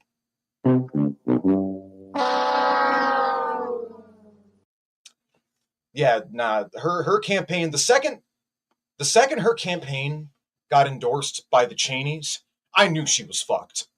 Like, I just knew, like, she ain't winning now. Not after that. Like, a lot of people who care and are at least privy to politics are gonna hear about that, they're gonna see like that, and that's gonna dissuade a lot of people. And don't kid yourself, it did. Point out that the way she got the nomination was problematic to begin with. There's a whole lot of things to criticize about. Yeah, she was just she was just appointed. There wasn't even a primary. There wasn't even a fucking primary. She just got appointed after Biden. There's nothing democratic about that. You fucking kidding me? Man, I hate the term Orwell, but it really is Orwellian that the Democratic Party is called the Democratic Party. It is not democratic at all. Kamala's strategy before you even begin to consider how this strategy was either informed by or was structured to deal with the fact that she was a Black woman. Since the election, I've talked to a lot of Black women, and one thing that's been said to me multiple times is that as a Black woman in these types of spaces, it doesn't matter what you say or do or what you say you're going to do, you will always be received as woke and emotional and inherently incompetent and all these things. And one could argue that the conservatism. I don't doubt this played a part, but I think the concerns you're bringing up are primarily secondary. These are subconscious reasons why Republicans would not turn out and support Harris and why there's less crossover. But they're not the only reasons why, or they're not the primary reasons why. And I think it's silly to insist that they are. Of her campaign was an effort to counteract that natural narrative, a narrative that if you look at exit polls, she definitely seemed to stick to her despite her flawed campaign. And I'm not saying that to say that her campaign was good. I'm just saying it helps explain one of the reasons why it was the way it was. However, this doesn't seem to matter when you look at the data. When you zoom in from the national level and just look at the 7 key swing states that really decided this election, you begin to really get some answers. For those, by the way, Flint, Michigan is still a third world country. By the way, she did 0 campaigning in the state of Michigan, the swing state that she lost, which was like crucial for this election. There were like multiple swing states that she just assumed she had in the bag because she was counting on the minority vote that the minorities just didn't turn out. Like, dude, if you don't campaign in the states you're trying to win, and you're just that delusional that you're going to surround yourself with ghouls like Liz Cheney and Hillary Clinton, don't be surprised when working people are completely find you are reviled by you. Like, dude, she is a vile person. Like, she is a vile fucking human being. I mean, you basically have to be a psychopath in order to win an election in America, but still. His take in the video is bad. He's an uncle liberal on elections. Yeah, and that is quite unfortunate. I don't think we need to go through this whole video. I don't really think we need to run it back. Oh, damn. My Wi-Fi shit. But I don't really think we need to run the rest of this back. I'm through here. Y'all done? What news can I watch that I don't have to worry about getting my shit took down? Yeah, exactly. Anyone who's like that aloof. So when the Democrats inevitably lose, which they will, and they're going to keep losing, and the Republicans inevitably keep getting elected periodically, you'll have no one to blame but yourself. Like, that's all I'm saying. You have no one, like the libs have no one to blame but themselves. Like, these people are not only stupid and incompetent, but even if they wanted to beat the Republicans and actually beat the Republicans, they couldn't, even if they really meaningfully wanted to. Like, I'll tell you right now, Democrats could win every election for the next 100 years, and they wouldn't even need to do that much. You run a Bernie Sanders. Just run a Bernie Sanders, dude. Run a guy like Bernie Sanders who speaks directly to the issues, who, he's like a liberal, just like a progressive liberal. And when he gets elected, actually institute some of his policies, in addition to making it actively harder for the Republicans to win elections. You campaign against the Republicans on the issues, and you beat them on the issues, and you appeal to people based on the issues. Democrats could win every election, virtually every election, and just completely nullify the Republicans. But they can't, and they won't, and they never will, because they're two sides of the same coin. Anyways, I'm through here. Y'all done? Let's, will I get my live stream taken down if I, news Syria? Let's do it. Syria, new ruler warns against incident as tensions brew. So more bad news. I'm afraid to play any videos right now because I don't want to get copyright struck. FD Black History video, something. I mean, I'm open influence, guys. Like, I'll watch whatever you want me to watch. I didn't really have plans for this. I just wanted to mainly respond to that one guy who was Discount Noah Samson. Just dunking on Discount Noah Samson. Why not read articles? Yeah, I'm thinking it. The problem with black cops? I mean, that'd be interesting. Yeah. Tell you what, I'm going to go to the World Socialist website. We'll go ahead and take a look from a relatively unbiased source. I mean, they are biased. They are the left-wing bias, but it's not a bad thing. Israeli extermination order killing 20 civilians for each combatant. On Thursday, a detailed account reporting the existence of Israeli military authorizing the killing of 20 non-combatants for every preemptive attack on a single presumed. All the Israelis have done is just given the people of Palestine nothing to live for. All you've done is just guaranteed that, like, these people are going to continue to fight you, you know? Like, the people of Palestine literally have nothing to lose at this point. And that's the reason why, if anything, Hamas has actually grown. Their numbers have swelled since the bombing of Gaza. And then you have Hezbollah. It's just very sad what's going on. Very sad. I don't want to read about this shit. It's so fucking depressing. I want some good news. New minimum wage in Turkey. A declaration of war on the working class. Oh, this is way more interesting. Or not interesting, it's just exhausting hearing about what's going on in Gaza day by day, dude. It's just so fucking sad. I'm just not feeling it, guys. I'm sorry. I'm not feeling it. I'd rather.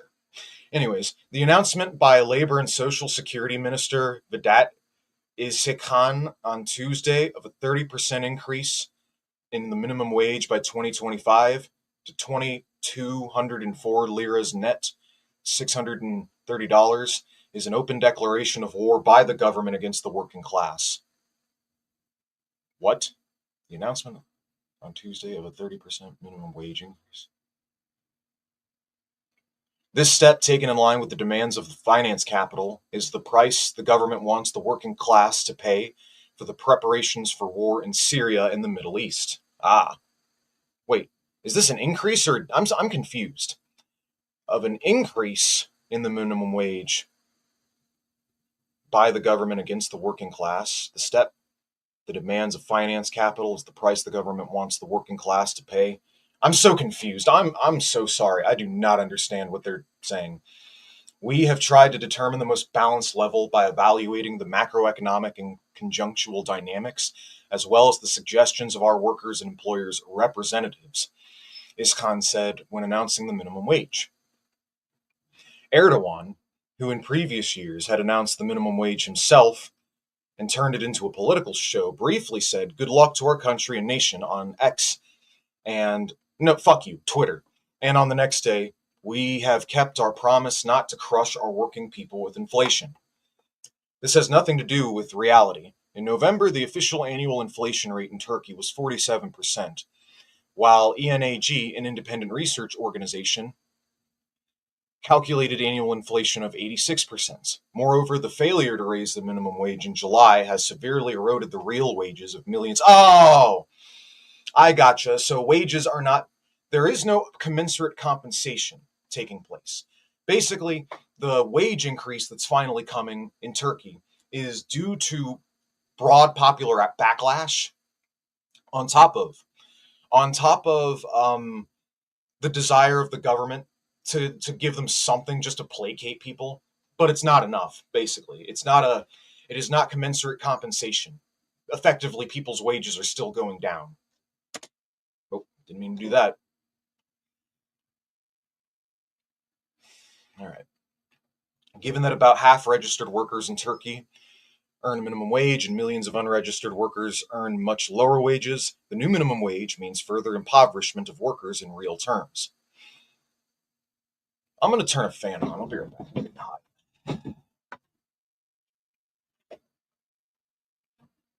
All right, where were we?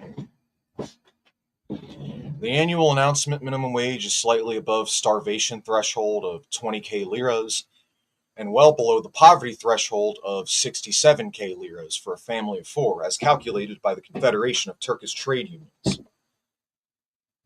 Now, Turkey might be a country with, like, a lot of these Middle Eastern countries, dude, are slept on when it comes to revolutionary potential. I think a country like Turkey, and I think there's a variety of other countries, I think, where there's good revolutionary potential. Like, I think if I could see a socialist revolution coming out of Turkey, or a country like India, or one of, like, Pakistan, one of these countries in the periphery, I could definitely see, like, a huge socialist emergence in, like, either the Far East or the Middle East. In a press statement on Wednesday, Erdogan, or Erdogan, however, is the head of the Turkish Confederation, reacted to the new minimum wage by saying, "We've been in an unfair commission for 50 years. We will not participate in the commission that sets the minimum wage unless there's no fair arrangement." All right, what do we got? The fact that Turkish, forgive me for butchering these words, by the way. The fact that Turkish did not attend the signing ceremony and announced that it would no longer participate in the commission is nothing more than a desperate attempt to compensate for its loss of prestige in the eyes of the workers and to appease public anger. In reality, the decades of accelerating impoverishment of the working class would not have been possible without the cooperation of the trade union confederation with the companies and the government. This cooperation is not limited to the pro-government confederations, Turkish or Hakis. The so-called opposition confederation, so it's basically controlled opposition. Gotcha. The class collaborationist, social fascist unions, go figure. Forgive me, I mean, I'm not totally dim on what's going on in Turkey, but it's not really news I've followed as of recently.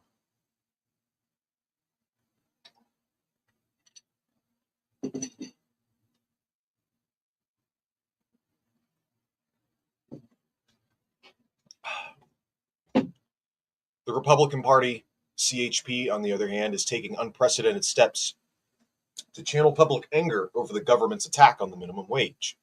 I wonder what the politics are of the Republican People's Party of Turkey. Let's look that up. I'm curious. This is a research stream now, guys.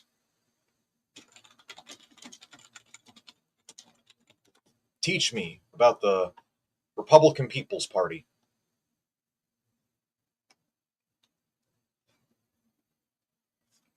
So they're kind of reminiscent of Bernie-crats, what are their politics? What do we got here?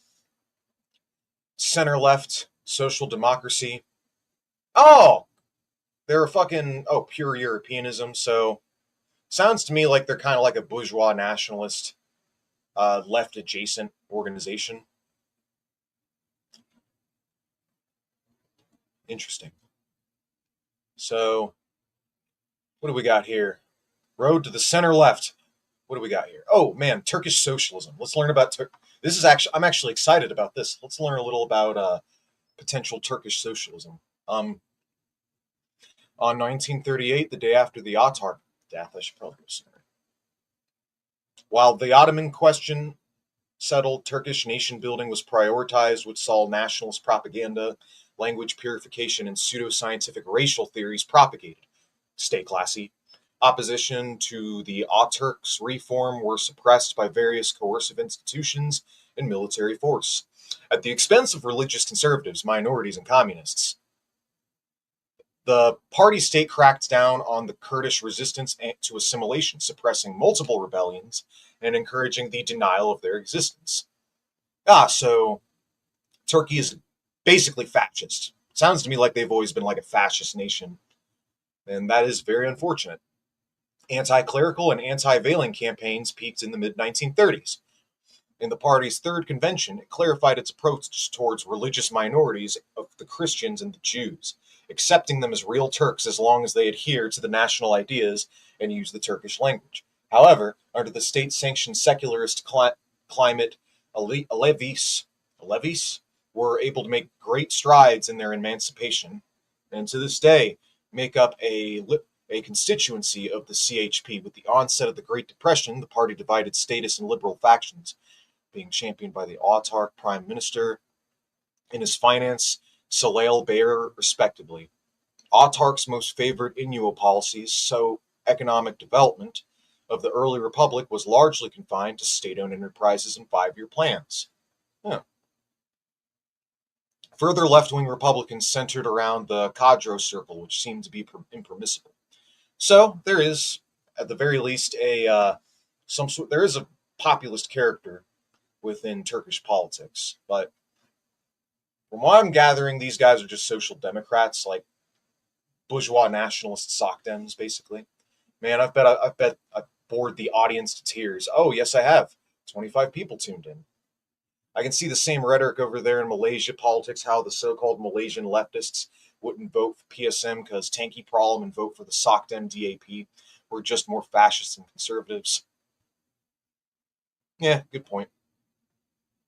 Well, I want to finish this article before we move on, because I'm actually kind of interested in this. But okay, so Turkey's getting fucked, and the global phenomenon is directly linked to the escalation of militarism, which threatens a world war with the use of nuclear weapons. While the US-NATO war against Russia and Ukraine is dangerously escalating, the war in the Middle East is spreading amidst the genocide of Gaza, and the US is stepping up for preparations for war against China.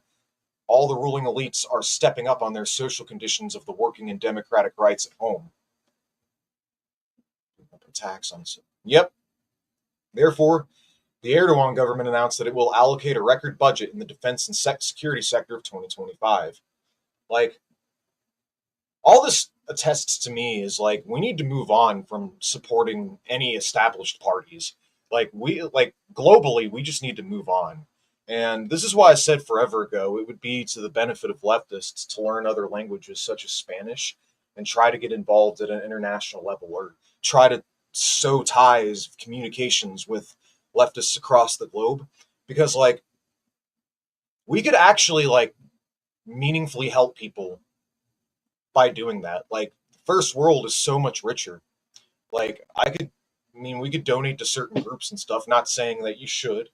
And I mean, the second you start donating and they become a meaningful enough of a threat, they're going to outlaw donating to them. They're going to write them off as terrorists. But just know that like class contradictions are escalating, and I think there's something big on the horizon.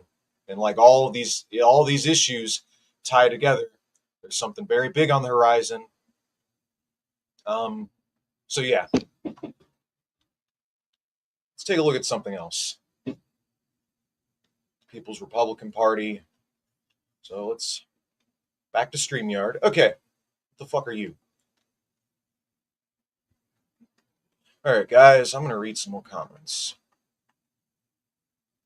Luigi Mangione news. I mean, he's being tried with terrorism or charges of terrorism, based on what I know. They're trying to get him for terrorism when really he should just be charged with murder. Like, this should just be like, if it were literally anyone else, like in any other context, if it were anyone else, and this guy just had a decent defense attorney, he'd probably just get 20 years in prison. Like a singular murder is usually, you're looking at 20 years to potentially life in prison. If you don't got a good lawyer, and the judge does not like you, there's a chance you'll get life. A decent chance, especially if you're like a black guy. If you're black and you get caught committing murder, you're fucked. They will give you a life sentence for that shit. But if you're a white guy, you're probably just going to get like 20 years. It's much easier to defend a white guy than it is a black. Like, the criminal justice system is racist as fuck. But as I was saying, Mangione, they're going to try to give him life without parole. That's what they're trying to do. They're trying to fuck him. And they're having a really hard time packing the jury with enough people that are sympathetic with the CEO and that are against Mangione. Like, a lot of people agree with him, so they're having a very hard time packing a jury that's stacked against him. They're trying to pack a jury that isn't, that don't have an opinion in this matter. But good luck with that, because we're living in an age where not even labor aristocrats can get the health care they need. Not even they can get the health care they need now. So even amongst them, you're going to have a hard time not finding people that are sympathetic, And, yeah, they're trying to charge him with terrorism. They're trying to brand him as some hardcore terrorist. No, it was just a murder. But they're trying to politicize it. They're trying to bring politics into the mix, which politics are in the mix, There are politics, and he was this was a politically motivated act of violence. But terrorism is just a word that means Baddingtonism by the establishment. Terrorist is the word they bust out to demonize, delegitimize, and discredit anyone who violently opposes them or their interests. That's all that means. Terrorism isn't actually like a defined word. They could declare anyone a terrorist, And the violence that they perpetrate's a million times worse half the time. But somehow we're the terrorists. Somehow Mangione's the terrorist. The CEO gets rich killing people, literally gets rich at the expense of human life, but he's not a terrorist. One of his victims retaliates, he's a terrorist. It's a meaningless word, but the state is doing everything in their power. They want to make an example out of him, is what I'm trying to say. They want to make an example out of him, and that's the reason why they're throwing in the terrorist charges. So far, his court date, I don't think it's happened. I think this shit's going to get dragged out, and he's probably going to have like 1 million court cases before he even begins to actually serve whatever his sentence is. He's probably going to be in prison for a few years before he finally gets sentenced and convicted, because there's so much pressure on the other side. Plus, he's got a good-ass lawyer. Like, I've watched interviews with this guy. I'm just saying he's got a very good lawyer. This is the type of lawyer I would want defending me. Let's just say this is the type of lawyer I would want defending me if I got caught doing something really bad that I shouldn't have done, But as I was saying, terrorism is much like human rights, civil rights, authoritarianism, dictatorship, democracy. They're jingos. They're buzzwords. It's just buzzwords used by the government to denote enemies to their interests. It's denigrate and denote enemies of their interests while spinning a narrative to support the people that do push their interests. Like, America literally helped Al-Qaeda take power in Syria. It's a government of nothing but U.S.-backed shills. The downfall of Assad's government was been in the works for a while. It was a weak government that was doomed to collapse eventually. Assad was not particularly he was a stable leader, but he wasn't particularly popular. While on the other hand, a lot of internal pressure was created from the grassroots as a result of U.S. sanctions blocking food into Syria. So it's very unfortunate that Assad's government has fallen. It is not a good thing that Assad's government has fallen. And it's very tragic because now Gaza and Yemen, or not Yemen, but Lebanon are surrounded from all sides. They're surrounded from all sides, and Iran. There's a huge geographical space between Iran and the rebels now. I mean, they can overcome it and they can beat it. I think war with Iran is inevitable at this point. It's only a matter of time before the U.S. or Israel start bombing their way into Iran, start invading Iran. As a matter of fact, that's a good question. Let me look something up.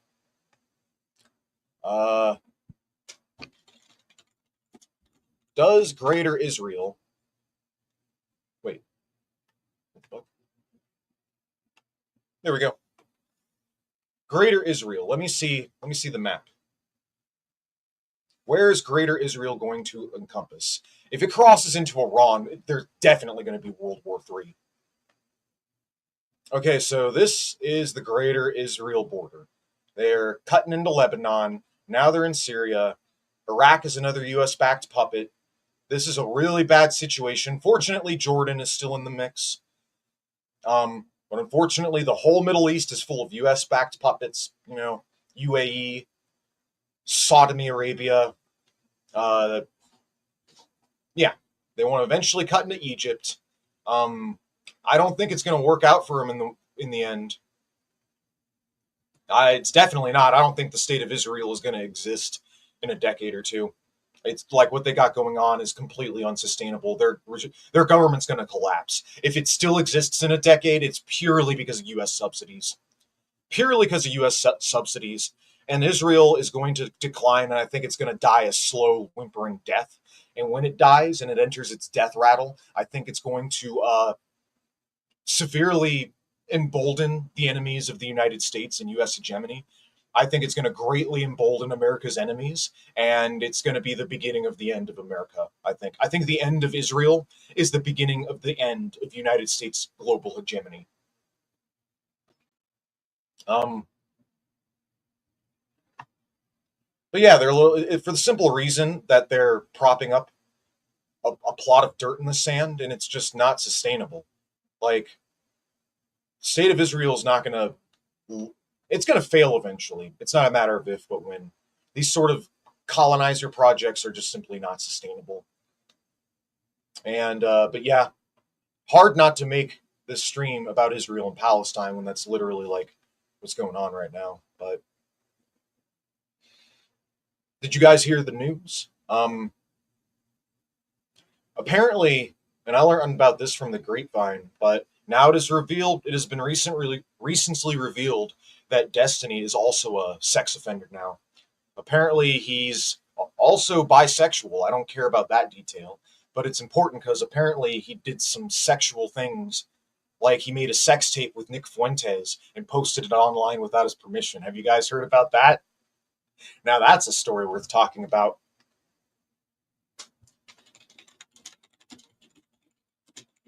Let's get into some juicy drama. Oh God, no, we ain't. I know exactly where that's going. We don't need to watch that. But no. Like the video, I'm 99% sure the video is right here. We ain't gonna watch it. I just wanted to comment about it. It doesn't surprise me that basically every other year these liberal streamers just get outed as sex creeps. Like, you know, Vosh. Then you have like Destiny. You've got like what? Who else is a sex freak? Caleb Maupin. Anybody remember Caleb Maupin? Let's go to Caleb Maupin's apology video. Let's react to this hood classic.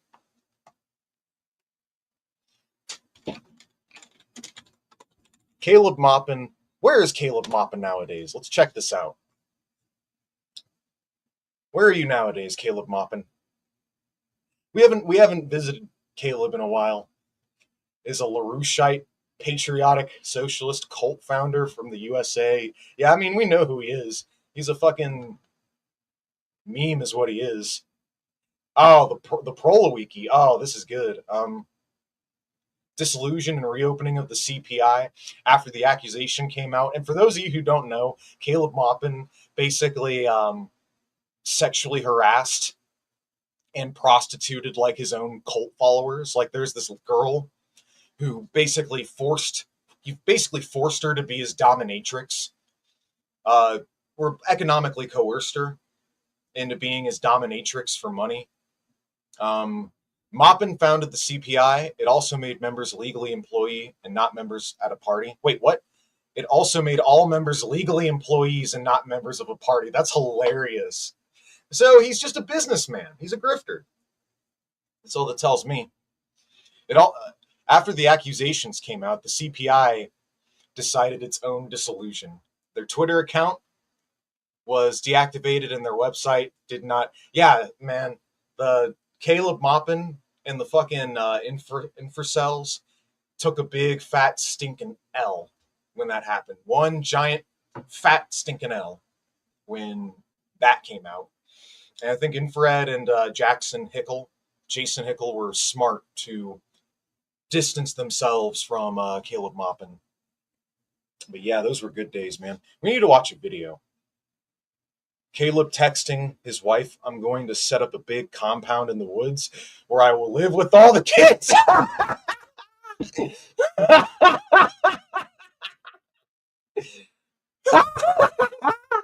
Oh my God. Pause. All right. Yeah. One middle-aged dude. This guy's like, what, 40 years old? So we have this 40-year-old guy who founded a cult and invited all these teenagers out to live with him in the woods. And he's like the one, you have like it's just crazy. This dude is in his 40s and he's doing this shit. Fucking hanging out with a bunch of little kids. That's hilarious, dude. Like, goddamn, that was a scandal waiting to happen. Maupin's fetish for spanking is well documented, and it is something that he brings into seemingly every conversation he has with people for his own sexual gratification. In the call-out published on Medium, several of his former comrades speak about his spank fetish and how he'd work in even the texts to CPI members. In 2020, he defended spanking to Samira Khan, another noted reactionary and patriotic socialist. That same year, when the allegations of abuse for the Party of Socialism and Liberation came to light, Maupin instantly jumped to invoking COINTELPRO to defend the PSL. Whoa, I don't know about this. I want to learn about this. Hold on a second. Let's see, sexual misconduct PSL. And this is a not unusual behavior, chat. What do we got? Party. Man, what is it with all these political groups and their leadership turning into the fucking creeps? Like, what the fuck, dude? I mean, where there are human beings, there are sex. Like, this shit, people hook up, all right? People are going to hook up. People are going to get together. And it's generally not good to mix politics and your bedroom life together. But unfortunately, it's going to happen. You know, human beings are human beings. Where there are people, there will be sex. And as long as there are people, there will be sex. But definitely not appropriate to be getting your love life and your political life tangled together. Like, I, for one, don't think I would date or involve myself with someone that I organize with. I don't think I would have it in me or desire to do something like that. Generally not a good idea. It's drama waiting to happen. It's a conflict of interests waiting to happen. But it's going to happen. Problem is, like, people like... The problem comes when you have people like Caleb Maupin, who eventually gain influence, control, and positions of authority over other people. And so people that were already kind of predisposed to doing or engaging in sexual misconduct, they're going to have the boundaries and barriers removed that will allow them to engage in sexual misconduct, because these people, many a times, are fucked in the head. They're victims of child abuse. And I'm not saying that to shame anyone. Caleb Maupin probably was abused as a kid. He's probably deeply closeted. And something about his upbringing made him bring this out of him and made him into the weirdo and helped mold him into the creep that he was, is what I'm trying to say. And no, but I know nothing about this. Sexual misconduct in the PSL. Man, how did we get on this topic? That's insane. In 2020, the PSL denied an accusation that it mishandled a sexual abuse allegation in its Philadelphia branch. In 2024, PSL presidential candidate Claudia de la Cruz again denied these allegations, some of which she described as misinformation, doing the job of agents. Now, depending on how often this has happened, numerous rallies, and so this was a recent controversy.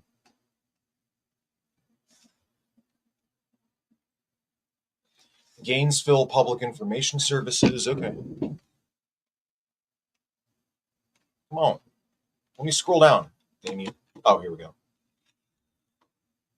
On July 17th. Depending on the frequency, I'm agnostic on this. I'm not going to verify or vindicate whether or not it's true. I'm very agnostic when it comes to stuff like this. If more evidence came out and more details came out, I could come to a definitive conclusion and give you guys like a proper take on this, but I can't and I'm not going to. That being said, the only people that know for certain are the accused and the accusers. And until then, the accusations made by the accused should absolutely be taken seriously. And it's quite unfortunate.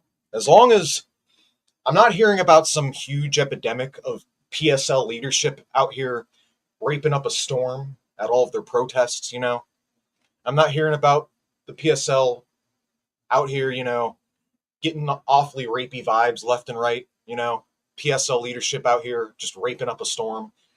I'm not hearing about anything like that. This is like one case of alleged sexual misconduct. What is the accusation? On July 17th, independent presidential candidate Claudia de la Cruz on the ticket for the PSL gave a speech in Gainesville about her presidential campaign and the goal of ending capitalism in America. Alongside Based, asked if internal investigations are acceptable in governments or if outside parties should be able to come and investigate the allegations of misconduct. De la Cruz responded, "No one should ever investigate themselves." What? Even if you think about corporations?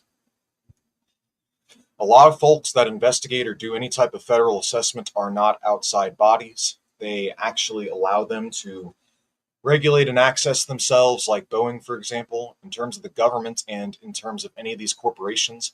Having bodies that are actually accountable to the people of this country is important. The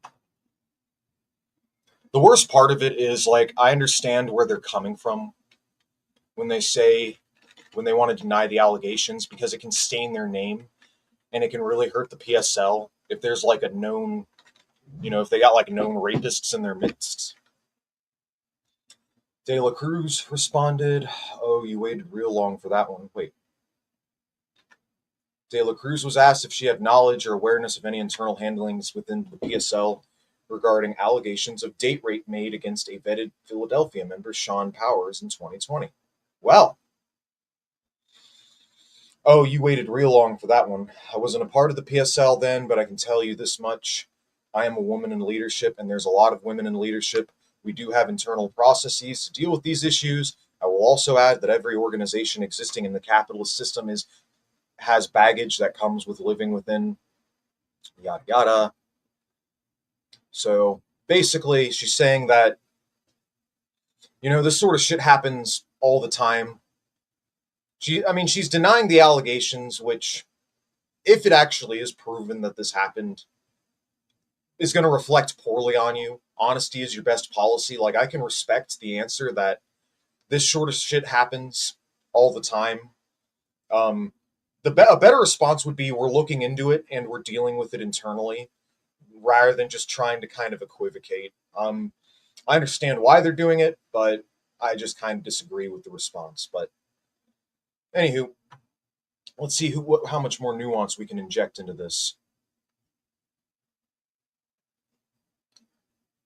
What do we got here? Oh, damn, we've been at it for 2 hours. Wouldn't 50 still be young?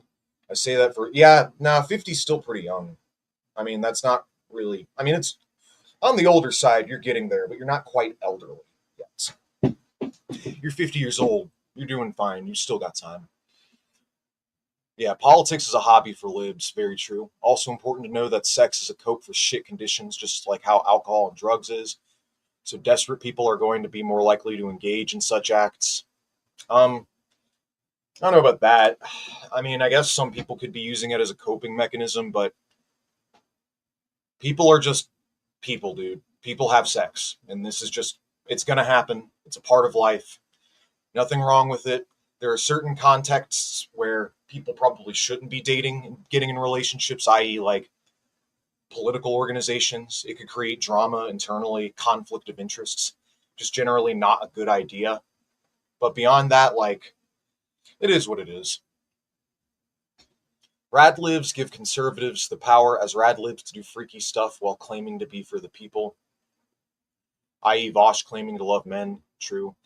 Most people I hang out with are aces, and I have a problem with folks engaging in bedroom activity. Or I have no problem. Yeah.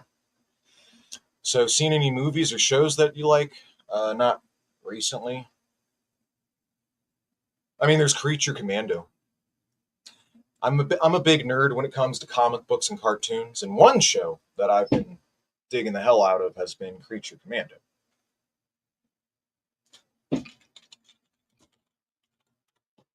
I've been waiting for season 5. I've been pirating this shit. Because I'll be damned if I'm going to pay $20 for a package for a show that's not even out yet. This show right here. This show's dope as hell. It's it's James Gunn's the director. It's DC adult animated series airing on Max. I would stream it, but I don't want my video to get taken down. So this show is pretty dope. Besides that, there's a little stuff here and there I've been keeping a close eye on. I mean, like Castlevania anime.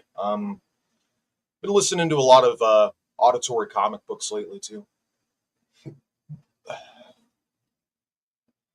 Yeah, I love the Watchmen comic. Watchmen's dope. That's a goodie. Watching the new Dragon Ball drama and waiting for episode. Yeah, I can't get into Super. I mean, I can't even get into Dragon Ball Z nowadays, but tell you what, guys, I'm going to kill the stream. I'm through here. I've got to go to work, and y'all take it easy. Stream again soon. I'm going to try to get this new video out as soon as I can.